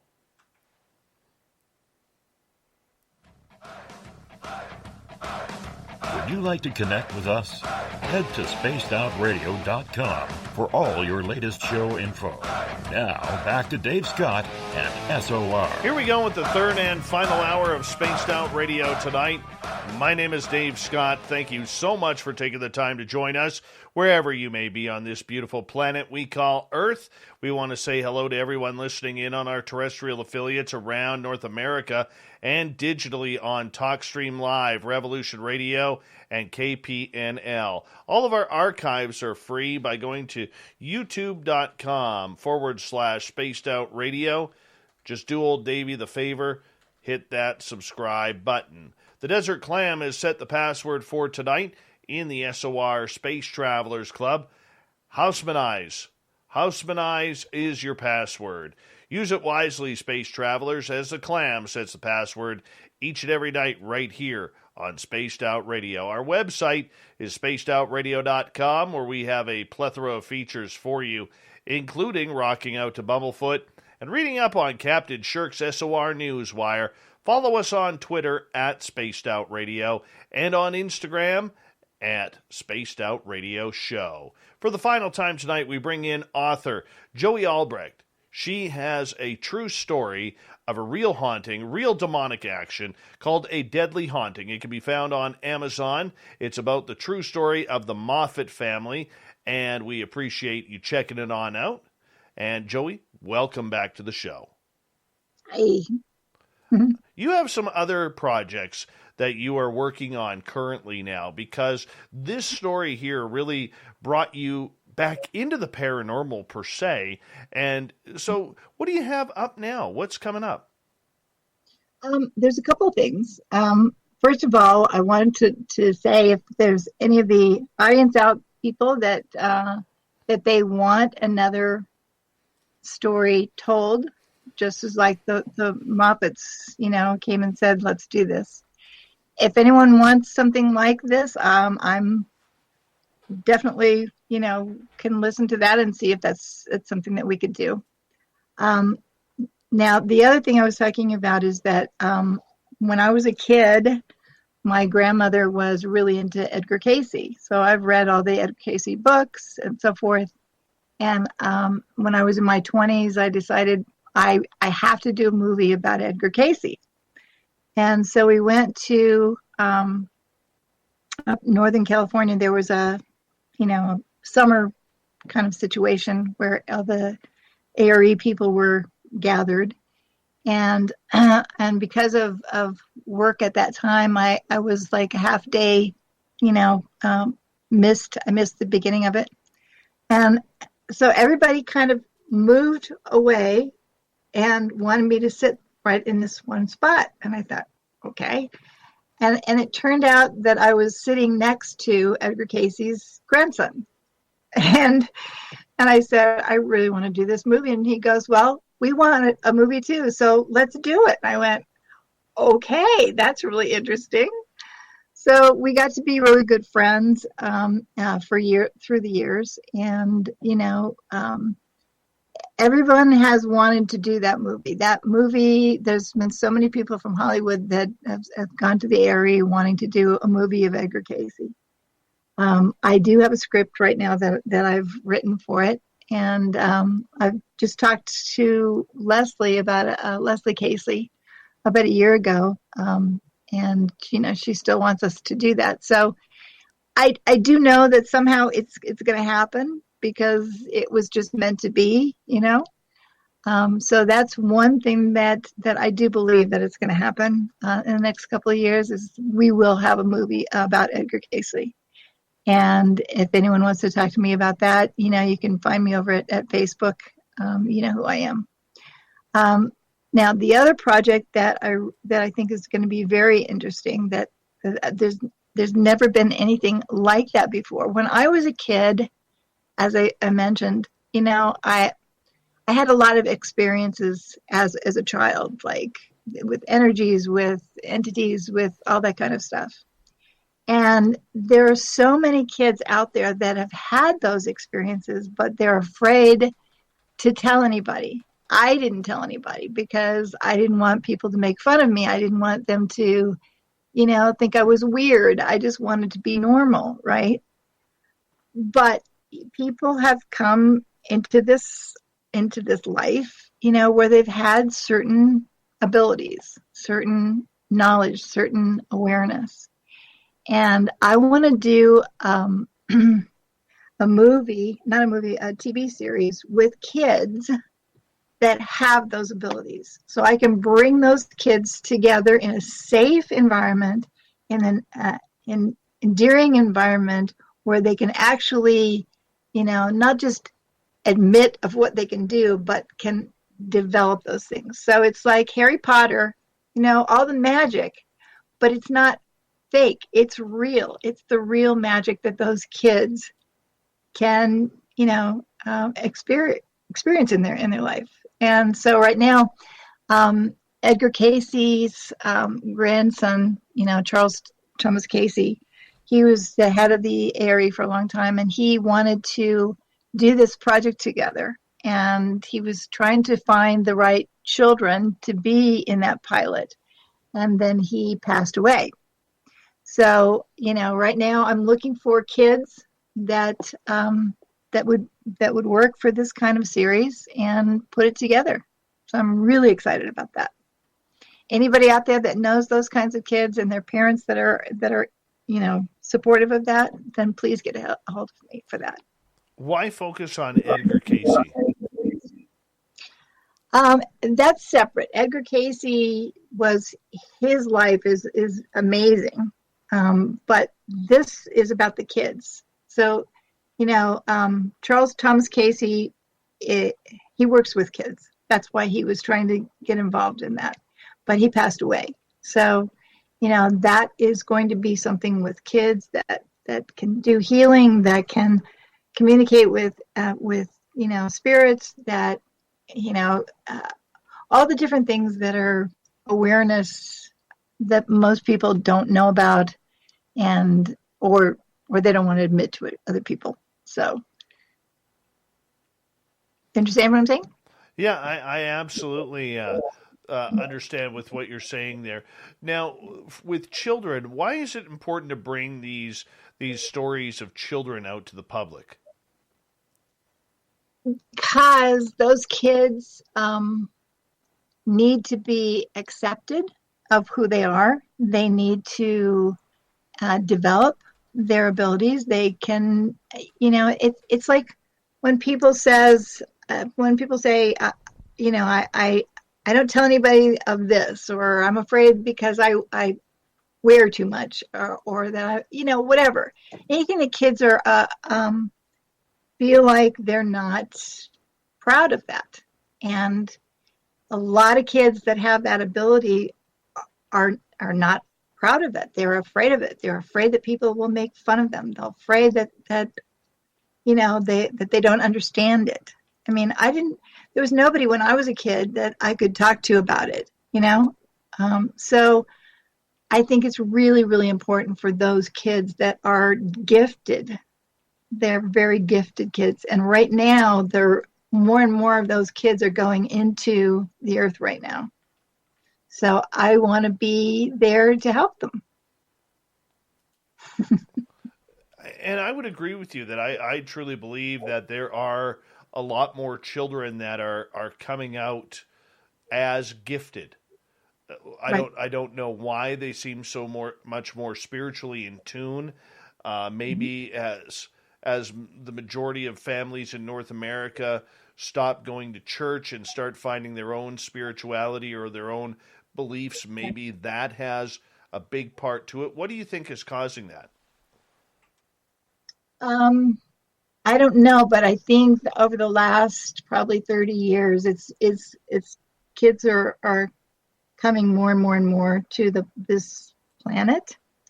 And perhaps that means because there's a big happening, something that's going to happen that those kids have to be prepared, you know, the planet for that, the people of that. We'll see. But they're coming for a reason. Focusing on children, what kind of abilities are we talking about here? I know kids, there are some kids that are really good with energies. So crystals, just energy fields, you know, that kind of thing. Other kids that are very good at healing, that they can actually do healings. Other kids can communicate with spirits. So there's lots of things that are more extraordinary than others.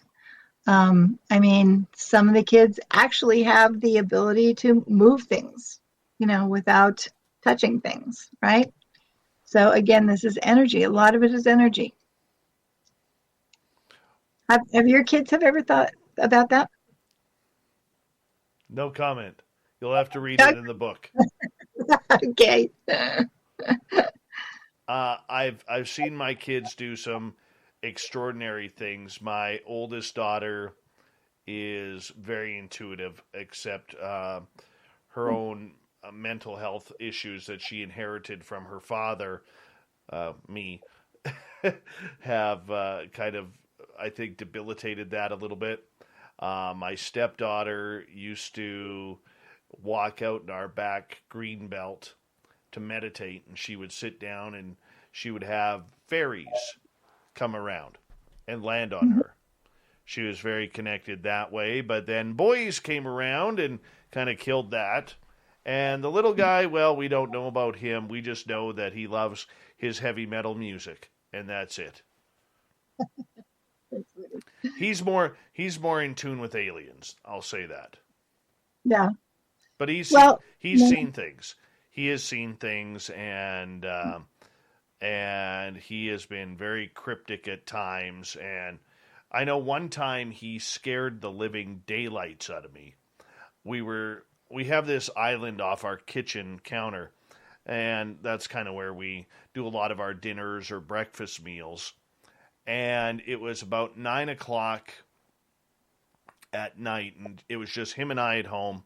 And I was getting, it was about 8:30, and it was in the fall, just about 2 years ago.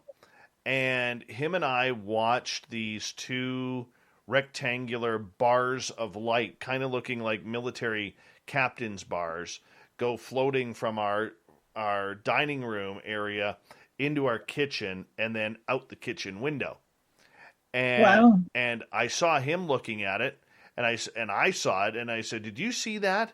And he goes, "Yeah." He goes, "What was that?" I said, "I don't know." And about 2 minutes later, he absolutely goes out of nowhere into an absolute temper tantrum crying. Wow. And he goes, "You're going to die soon. I don't want you to die." Wow. And I have never been more scared in my life than when out of the blue, after a paranormal experience, my little guy all of a sudden starts talking about me dying. And I'm like, oh my gosh, like, what is going on here? This isn't good. I don't like this, you know? So I was freaked out for a little while. I really didn't know what was going to happen. Here. You're still here, so I'm glad you're okay.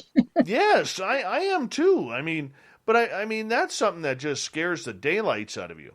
You're going to die soon. I don't want you to die. Wow. I'm like, I didn't sleep that night very well. Well, my sister has premonitions sometimes about things that are going to happen. And she doesn't happen very often, but when she does, she's very, very adamant about it. And I listen to her when she does that. Oh, for sure. For sure. I mean, you have to pay attention. And I think one of the things with children, and I'm sure you'll agree with this, but when it comes to the spiritual side, especially with the younger ones, we really, as adults, don't give them the credit for the knowledge that they still have with that spiritual connection. Yep, absolutely. So I heard a story one time. This is a great little story.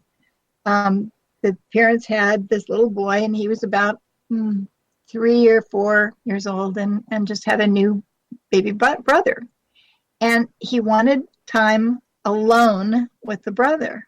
And they kept saying, why does he want to do that? Is he going to hurt the child? Blah, blah, blah. And they finally said, no, tell us what you want. And he goes, because I want him to remember God, because he's going to get too older and then he'll forget.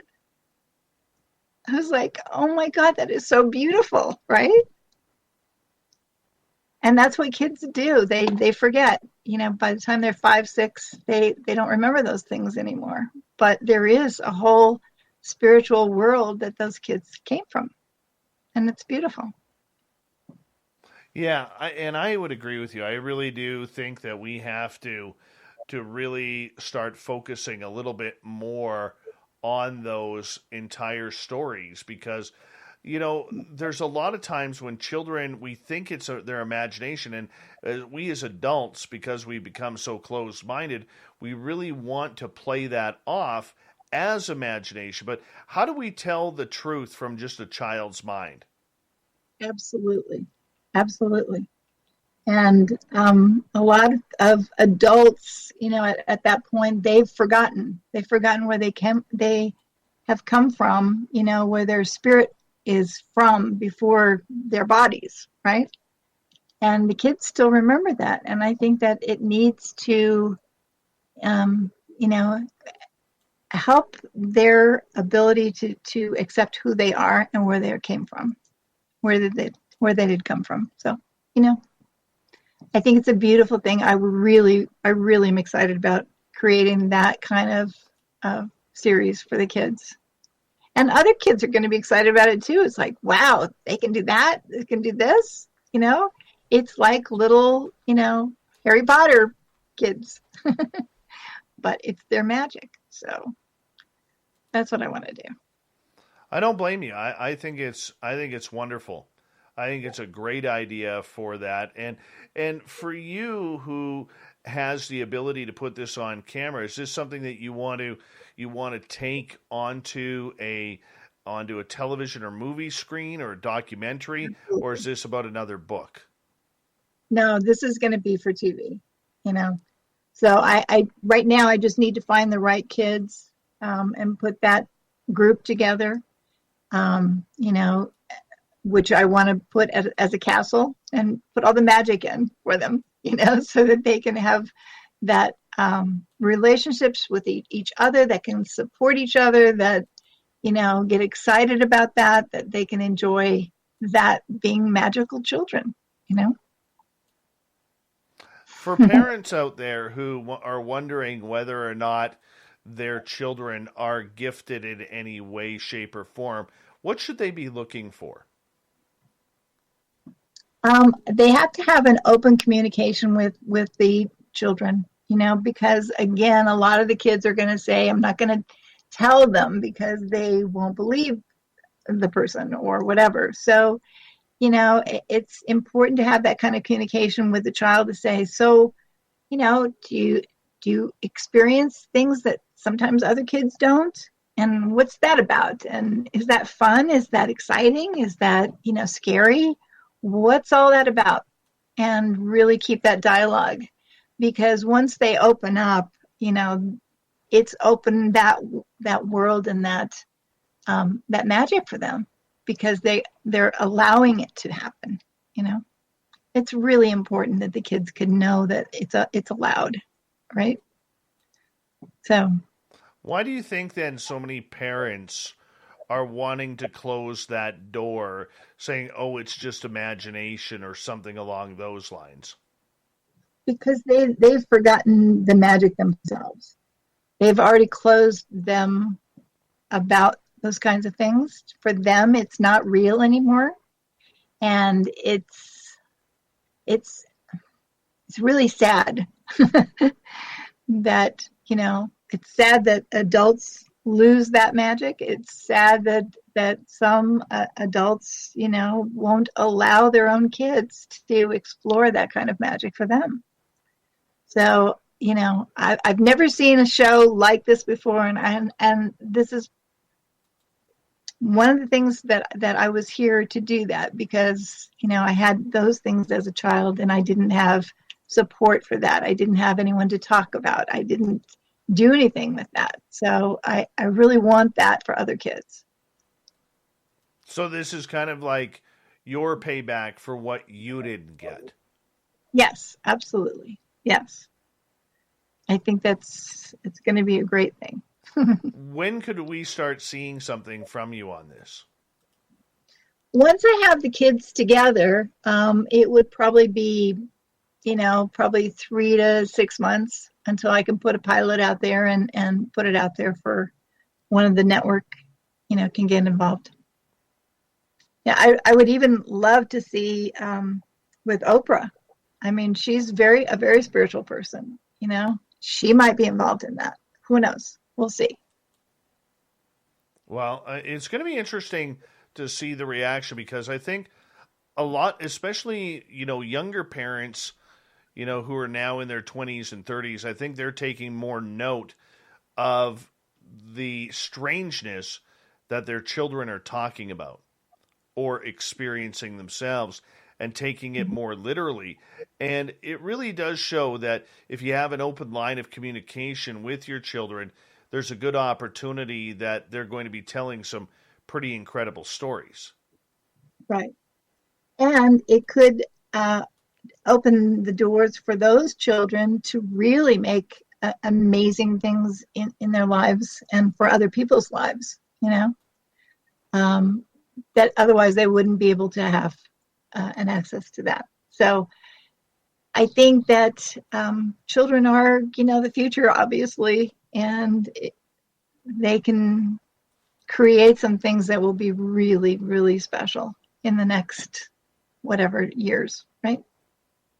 I think so too. We got about 40 seconds left with you tonight. Do us a favor, tell everybody where they can find your work and stay in touch with you. Well, I'm Joie Albrecht. You can find me at Facebook. That's the main thing that I've used. And if you get a hold of me and send me a message of what you want to talk to me about, I will respond. So I think that's great. Joie, I want to say thank you so much for coming on Spaced Out Radio tonight. Absolute pleasure having you here, and what a treat to break down that great story of a deadly haunting, and that is the true tale of the Moffat family and their demonic overlord for 6 years. We really do appreciate it. You hang on here, because we're going to go to break here on Spaced Out Radio. Remember, you can find A Deadly Haunting on Amazon. Highly suggest you pick it on up if you love true stories. Coming up next, we have the SOR News Wire and the Thought of the Dave. Stay tuned. Spaced Out Radio continues right after this.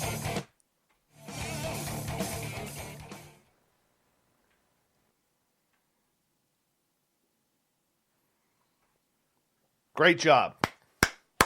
Good, thank you. Give you a few claps here. That was awesome. Thank you so much for telling this story. It was absolutely great. I appreciate it very much. I appreciate and hopefully you. next time I'm going to be with that children's magical series, and we can come and talk again. Well, you make sure you stay in touch with that, okay? No, absolutely. Because I would love to cover that. I really would. Yep. All right, my friend. I'm going to let you go, and you go enjoy the rest of your night. I got to get ready for the news here. But thank you for coming on in tonight. I really appreciate it. Thank you. Okay, bye. Take care. Good night. Bye.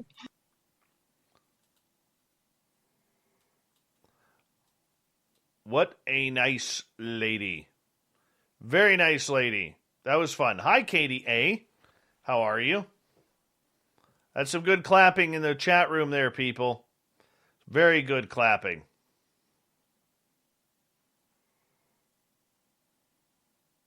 Yeah, we'll bring her back, Nikki, when she finishes up her child series on gifted children.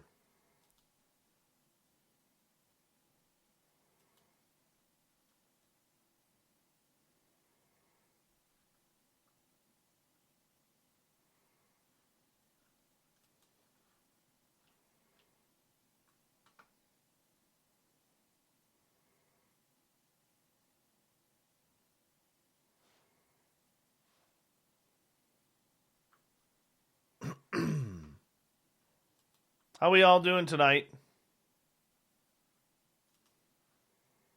We having a good time?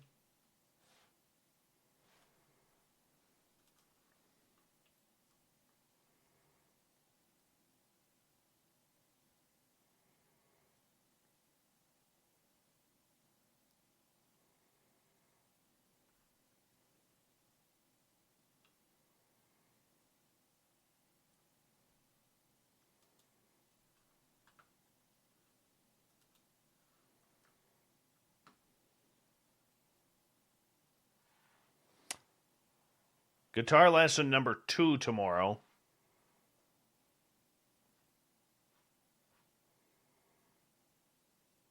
And it's going to be cool.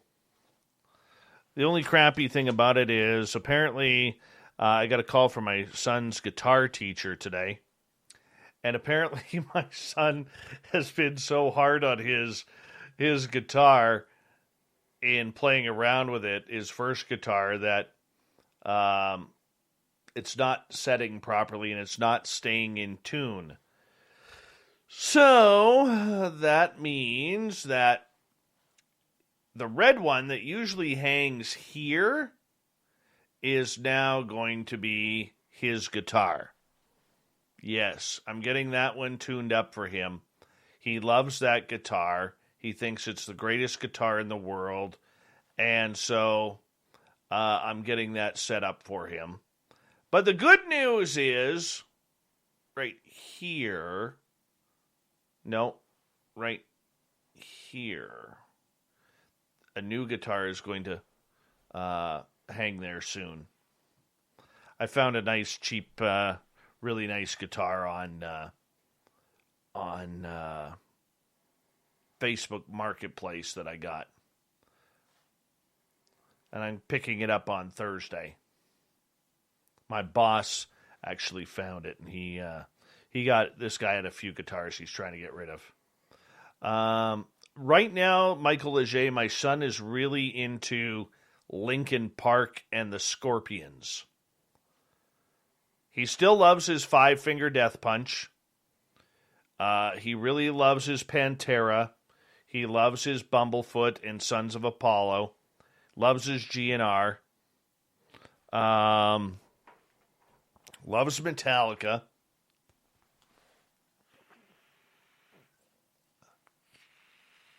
And, hey, Shadow Time Rider, how are you? I don't know if he's really got into Nirvana yet. I haven't introduced him to the grunge. I do have to do that. He likes Texas Hippie Coalition, too.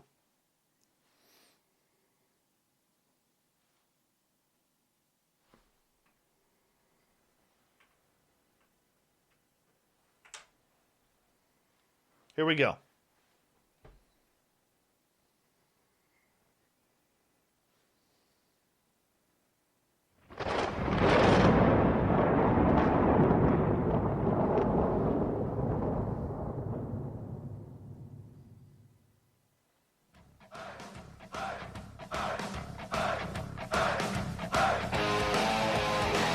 We've rounded third. We're heading for home tonight on Spaced Out Radio.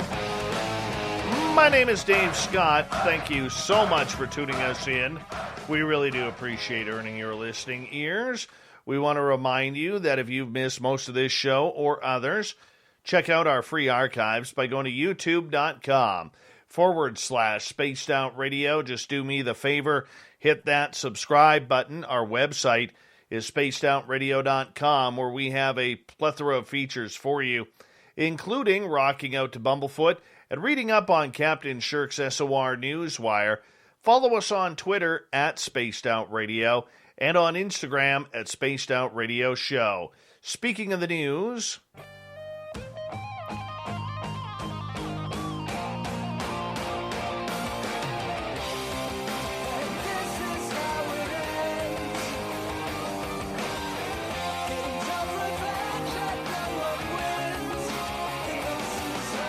the news is always changing, which is why we bring you the SOR Newswire at the back end of every show, where we get to the weird, the strange, the wacky, and sometimes the UFOs. Senator Marco Rubio is leading calls to take reports of UFOs more seriously ahead of the expected release next month of a government report on such sightings. Rubio, who is acting as Senate Intelligence Committee chair, asked for an unclassified copy of the report to be released to Congress. He said to 60 Minutes that anything that enters an airspace that's not supposed to be there is a threat. Now, you know what? There was a lot of hype on this 60 Minutes episode regarding UFOs. We saw Marco Rubio. We saw Luis Elizondo. We saw Chris Mellon. We saw David Fravor. You know, we saw a lot of new yet old information. The story was old.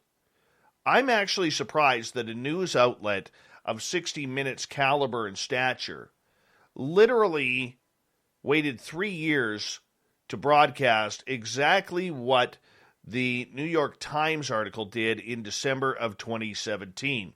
They didn't tell us anything new. They told us everything that we already know. That's the bad side. The good side about it is over 9 million people took in that episode of 60 Minutes.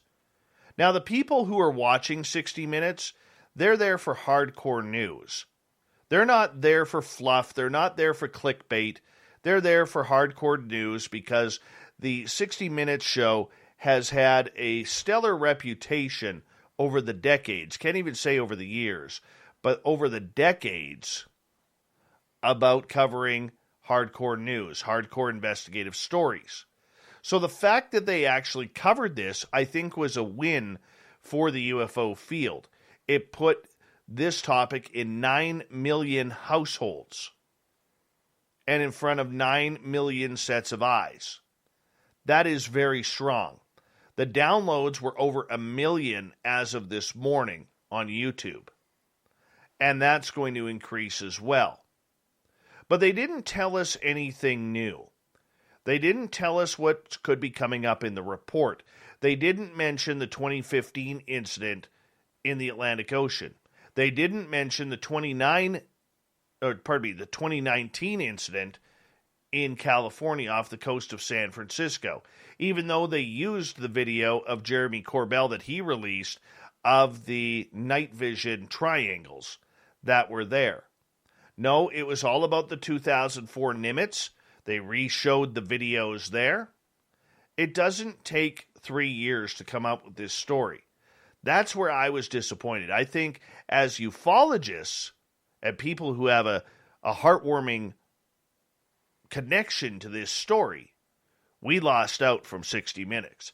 But to those who were out there who may have been really not paying attention to all of the recent news, or just not interested in this topic at all, or naive enough that they had never heard about it before, I believe that this was a strong showing for 60 Minutes.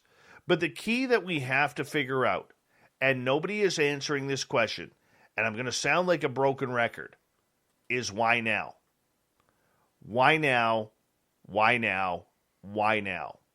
For 70 years, as I stated on Grant Cameron's panel, right after the 60 Minutes episode, for 70 years, people like you, people like me, who have had experiences with UFOs and or extraterrestrials, have been labeled as wingnuts, crazy, kooky. Some have committed suicide over it. Some have been murdered over it. The government has labeled people like us as conspiracy theorists who wear tinfoil on our heads. And guess what? The conspiracy theorists are right. We are right. This is happening. And the governments around the world, especially in the United States, are admitting it, finally. Ever since Roswell and before, up until now, that is 70 years of the government making fun of us. The government poo-pooing this subject like it does not exist and making fun of people who go chasing them lights in the sky.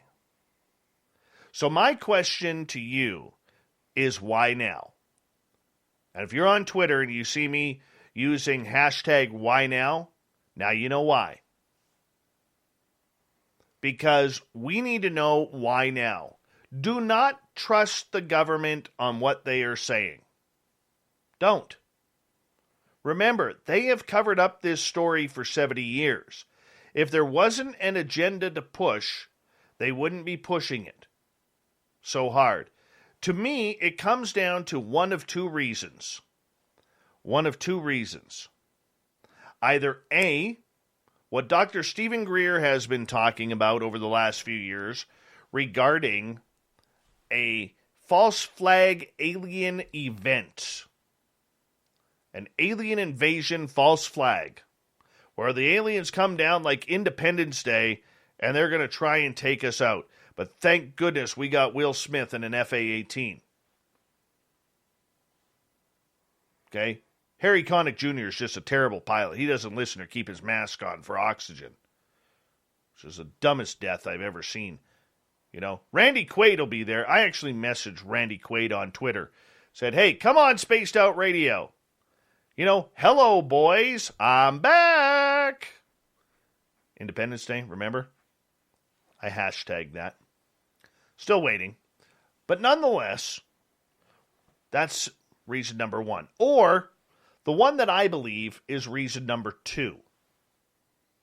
And that is, we have been contacted.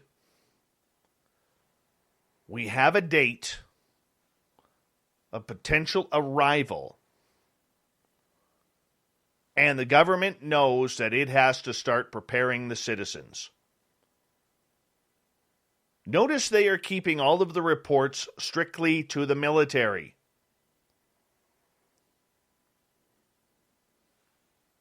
They are keeping all reports to the military.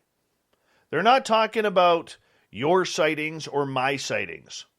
They're only interested in the military. And one of the fighter pilots that came out in that 60 Minutes interview said it was happening like every day for 2 years. Every day they went out for training for 2 years. So my point is this.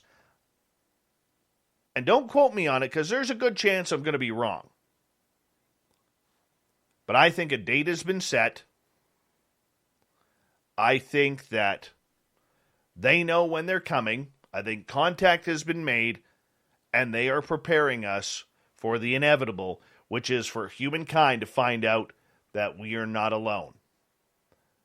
And now we will see what happens on June 25th. And on this show, we'll have a lot of UFO talk. coming up very, very soon. A newly leaked Navy video appears to show an unidentified flying object disappearing into the water off of California, according to a clip made and obtained by documentary filmmaker Jeremy Corbell. The video was captured in July 2019 by Navy aircraft and recorded in the USS Omaha's Combat Information Center. The clip appears to show a spherical object flying above the water for a few minutes near San Diego before it vanishes. It splashed, military personnel can be heard saying on the video. The Defense Department confirmed that the clip was recorded by Navy personnel, and it said it will be reviewed by the Pentagon's Unidentified Aerial Phenomena Task Force, a panel established last year to gain insight into the nature and origins of this subject. The video was published a few days before the 60 Minutes interview aired, with two former Navy pilots recall having been dispatched to investigate multiple anomalous aerial vehicles that descended 80,000 feet in less than 1 second. The incident also occurred off of San Diego in 2004. One of the pilots, Commander David Fravor, said that the personnel found the little white tic-tac-looking object moving above the water before it disappeared. Seconds later, his ship, the USS Princeton, who we have friends from this show on, Kevin Day, Gary Voorhees, P.J. Hughes, all right, Sean Cahill. Yeah, they were all looking at this object, and it reappeared on its radar 60 miles away. By the way, that's about 42,000 miles an hour.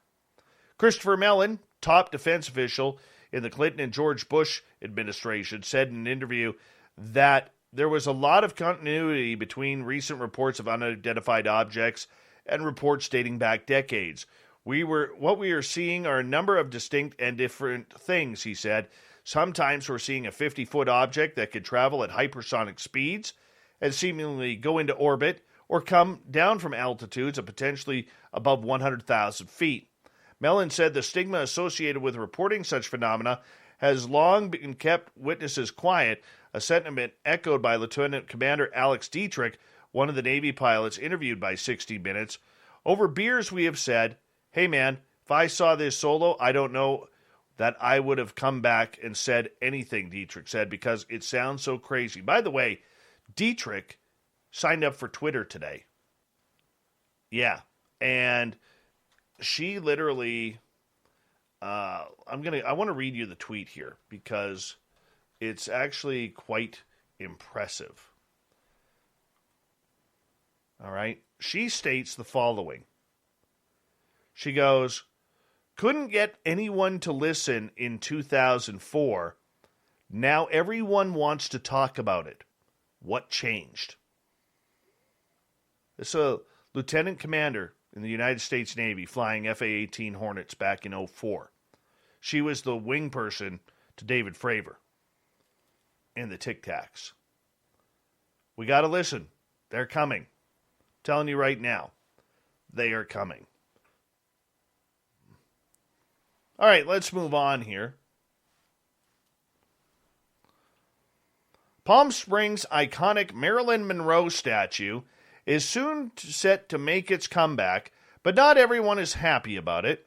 After 7 years, the 26-foot statue, titled Forever Marilyn, depicting the Hollywood icon in a flaring white halter dress, will return to Palm Springs permanently. However, many have criticized its future placement in the city, while others call it the commemorative piece sexist. The stainless steel and aluminum sculpture, which is based on Monroe's signature pose from the 1955 film The 7-Year Itch, was one of Palm Springs' most popular attractions between 2012 and 2014. She makes the majority of the people very happy, managing director at the Palm Springs Hilton, Aftab Dada, said. The photos taken and being transmitted all over the world will do nothing but benefit the city of Palm Springs. However, some aren't excited about the statue's placement. No, cancel culture is getting right in on this one, which would display Marilyn Monroe's backside right in front of the Palm Springs Art Museum's entrance. The thought of those kids leaving our museum and having the first thing they see is the undergarments and underwear of this enormous Marilyn sculpture would be highly offensive, says Louis Grachos, the director of the museum. as he told City Council. Despite his concerns, the council voted on temporarily placing the statue at the front of the museum for the next 3 years. Others shared similar concern with Groucho's, saying the statue promotes an act of sexual harassment known as upskirting, when someone takes photos up a person's skirt without their knowledge. She's literally going to be mooning the museum, Elizabeth Armstrong says. She's the former director of the Palm Springs Art Museum and spokesperson for a Change.org petition opposing Monroe's objectifying statue, which currently has more than 40,000 signatures. It's blatantly sexist, says Armstrong. It forces people almost up to upskirt. No, it doesn't. No, it doesn't force anybody to be a pervert. This is a classical film with a classical Hollywood icon in her classical pose. There's nothing sexist about this. All right? It's what Monroe was made for. This is why every man and woman out there has loved Marilyn Monroe. Now, maybe some of you don't, but, and then Dada said, she's an attraction in our opinion. She is not an art. To quell some of the backlash, Dada said a thorough independent research study on the statue's economic impact and benefit for the city and museum would be conducted. Great. So now they're going to waste taxpayer money doing an economic impact study to see about putting a statue of a Hollywood icon who died way too young. I don't get it. I don't get it at all. A Colorado man who was charged in connection with the January 6th riot at the U.S. Capitol could face house arrest after he shot and killed a mountain lion, breaking state and federal laws by possessing a gun, federal prosecutors said. After he was arrested in January for his alleged role in the Capitol siege, Patrick Montgomery of Littleton, Colorado, was released from custody under a number of pretrial conditions, including that he not possess a firearm and not violate state or federal law. In a motion to revoke his release this last week, federal prosecutors said Montgomery violated the terms after he shot and killed a mountain lion at a park in Denver in late March. Along with the stipulation in his release, Montgomery was also banned from owning a gun after he previously was convicted for a robbery in 1996. Montgomery has no respect for the court's orders, just like he had no respect for law enforcement at the Capitol on January 6, prosecutors said. Montgomery has flagrantly violated the law and has shown by his actions that he is unlikely to abide by court orders. Federal authorities first learned of Montgomery when tipsters identified him inside the Capitol building January 6th in photos posted to his Facebook. According to an affidavit, one of the photos allegedly appeared to show the Senate chamber accompanied with the caption that read, "We stormed the Senate, open those chamber doors for transparency." Moving on. We got one more here for you. A 24-year-old Florida man, and of course it's Florida man, with a lengthy criminal history, strike two, has been arrested after he allegedly stole the truck, sword, laptop, and other items from a home in St. Petersburg, but left behind his cell phone. Damian Grady was arrested last Tuesday and charged with armed burglary, swell guy, carjacking, resisting arrest, and possession of controlled substances. There's the drugs we needed. Of course, it's meth and crack and cocaine as well. Yeah, this is a bad dude.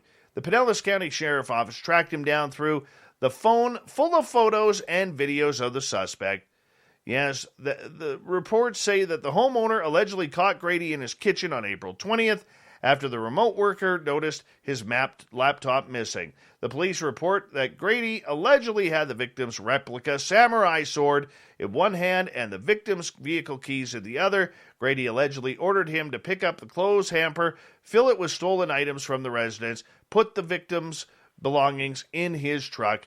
Grady allegedly drove away in the truck with the homeowner's belongings, and they found Grady's fingerprints on the sword. He, of course, was arrested before. He's not a nice man. He's now in jail.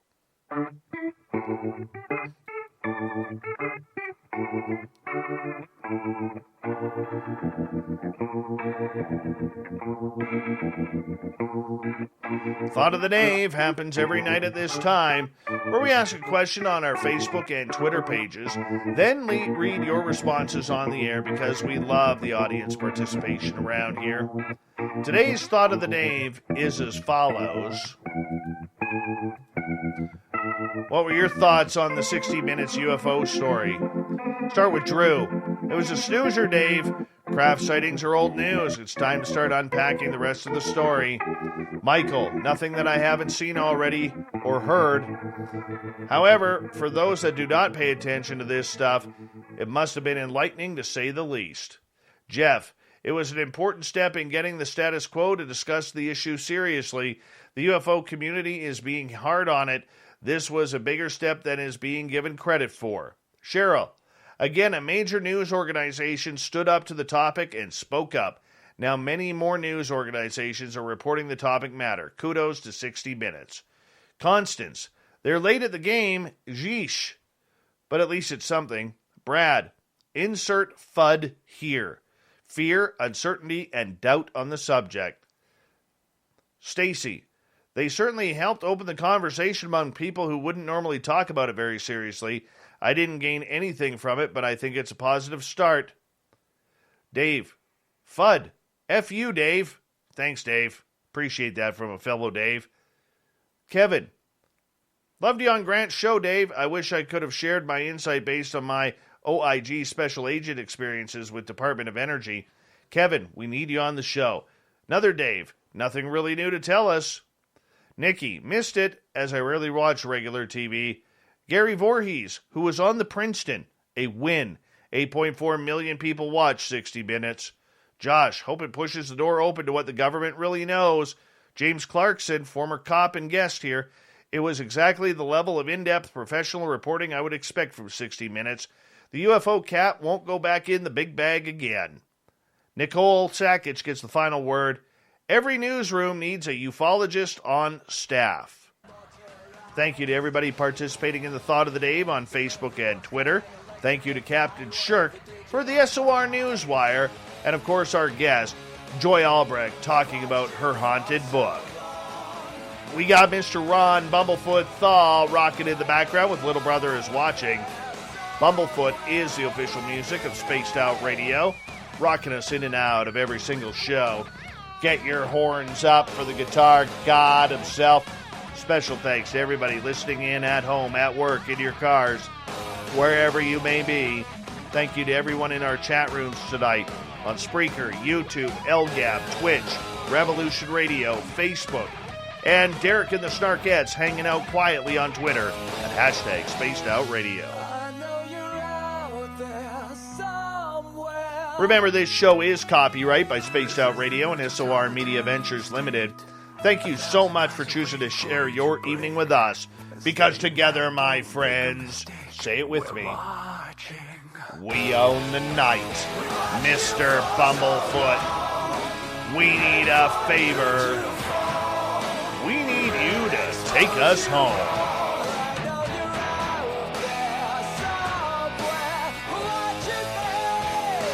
Yes, the Woo train has docked for the night.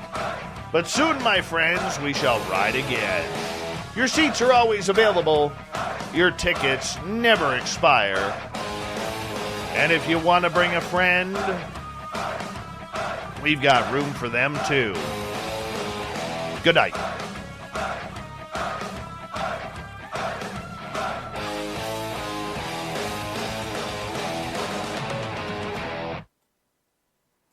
It's here and it's hot. Sponta Manufacturers Memorial Day Pool Sale. Swim in your own pool in just 3 days. Deluxe liner, filter, skimmer, ladder, pools for only $39 a month. Hot prices on pools and spas at Sponta Manufacturers. Do more with modern devices. Windows 10 Pro devices powered by the Intel vPro platform empower your team to work smart, whether they're remote or on-site. They also improve IT efficiency, reducing costs and complexity. Plus, modern devices powered by the Intel vPro platform help protect your team and your data, preventing up to 99% of identity attacks. Rise to the challenge and invest in modern devices with Windows 10 Pro, powered by the Intel vPro platform, so we can all move forward together. Learn more from Microsoft partner CDW at cdw.com/rise to the challenge.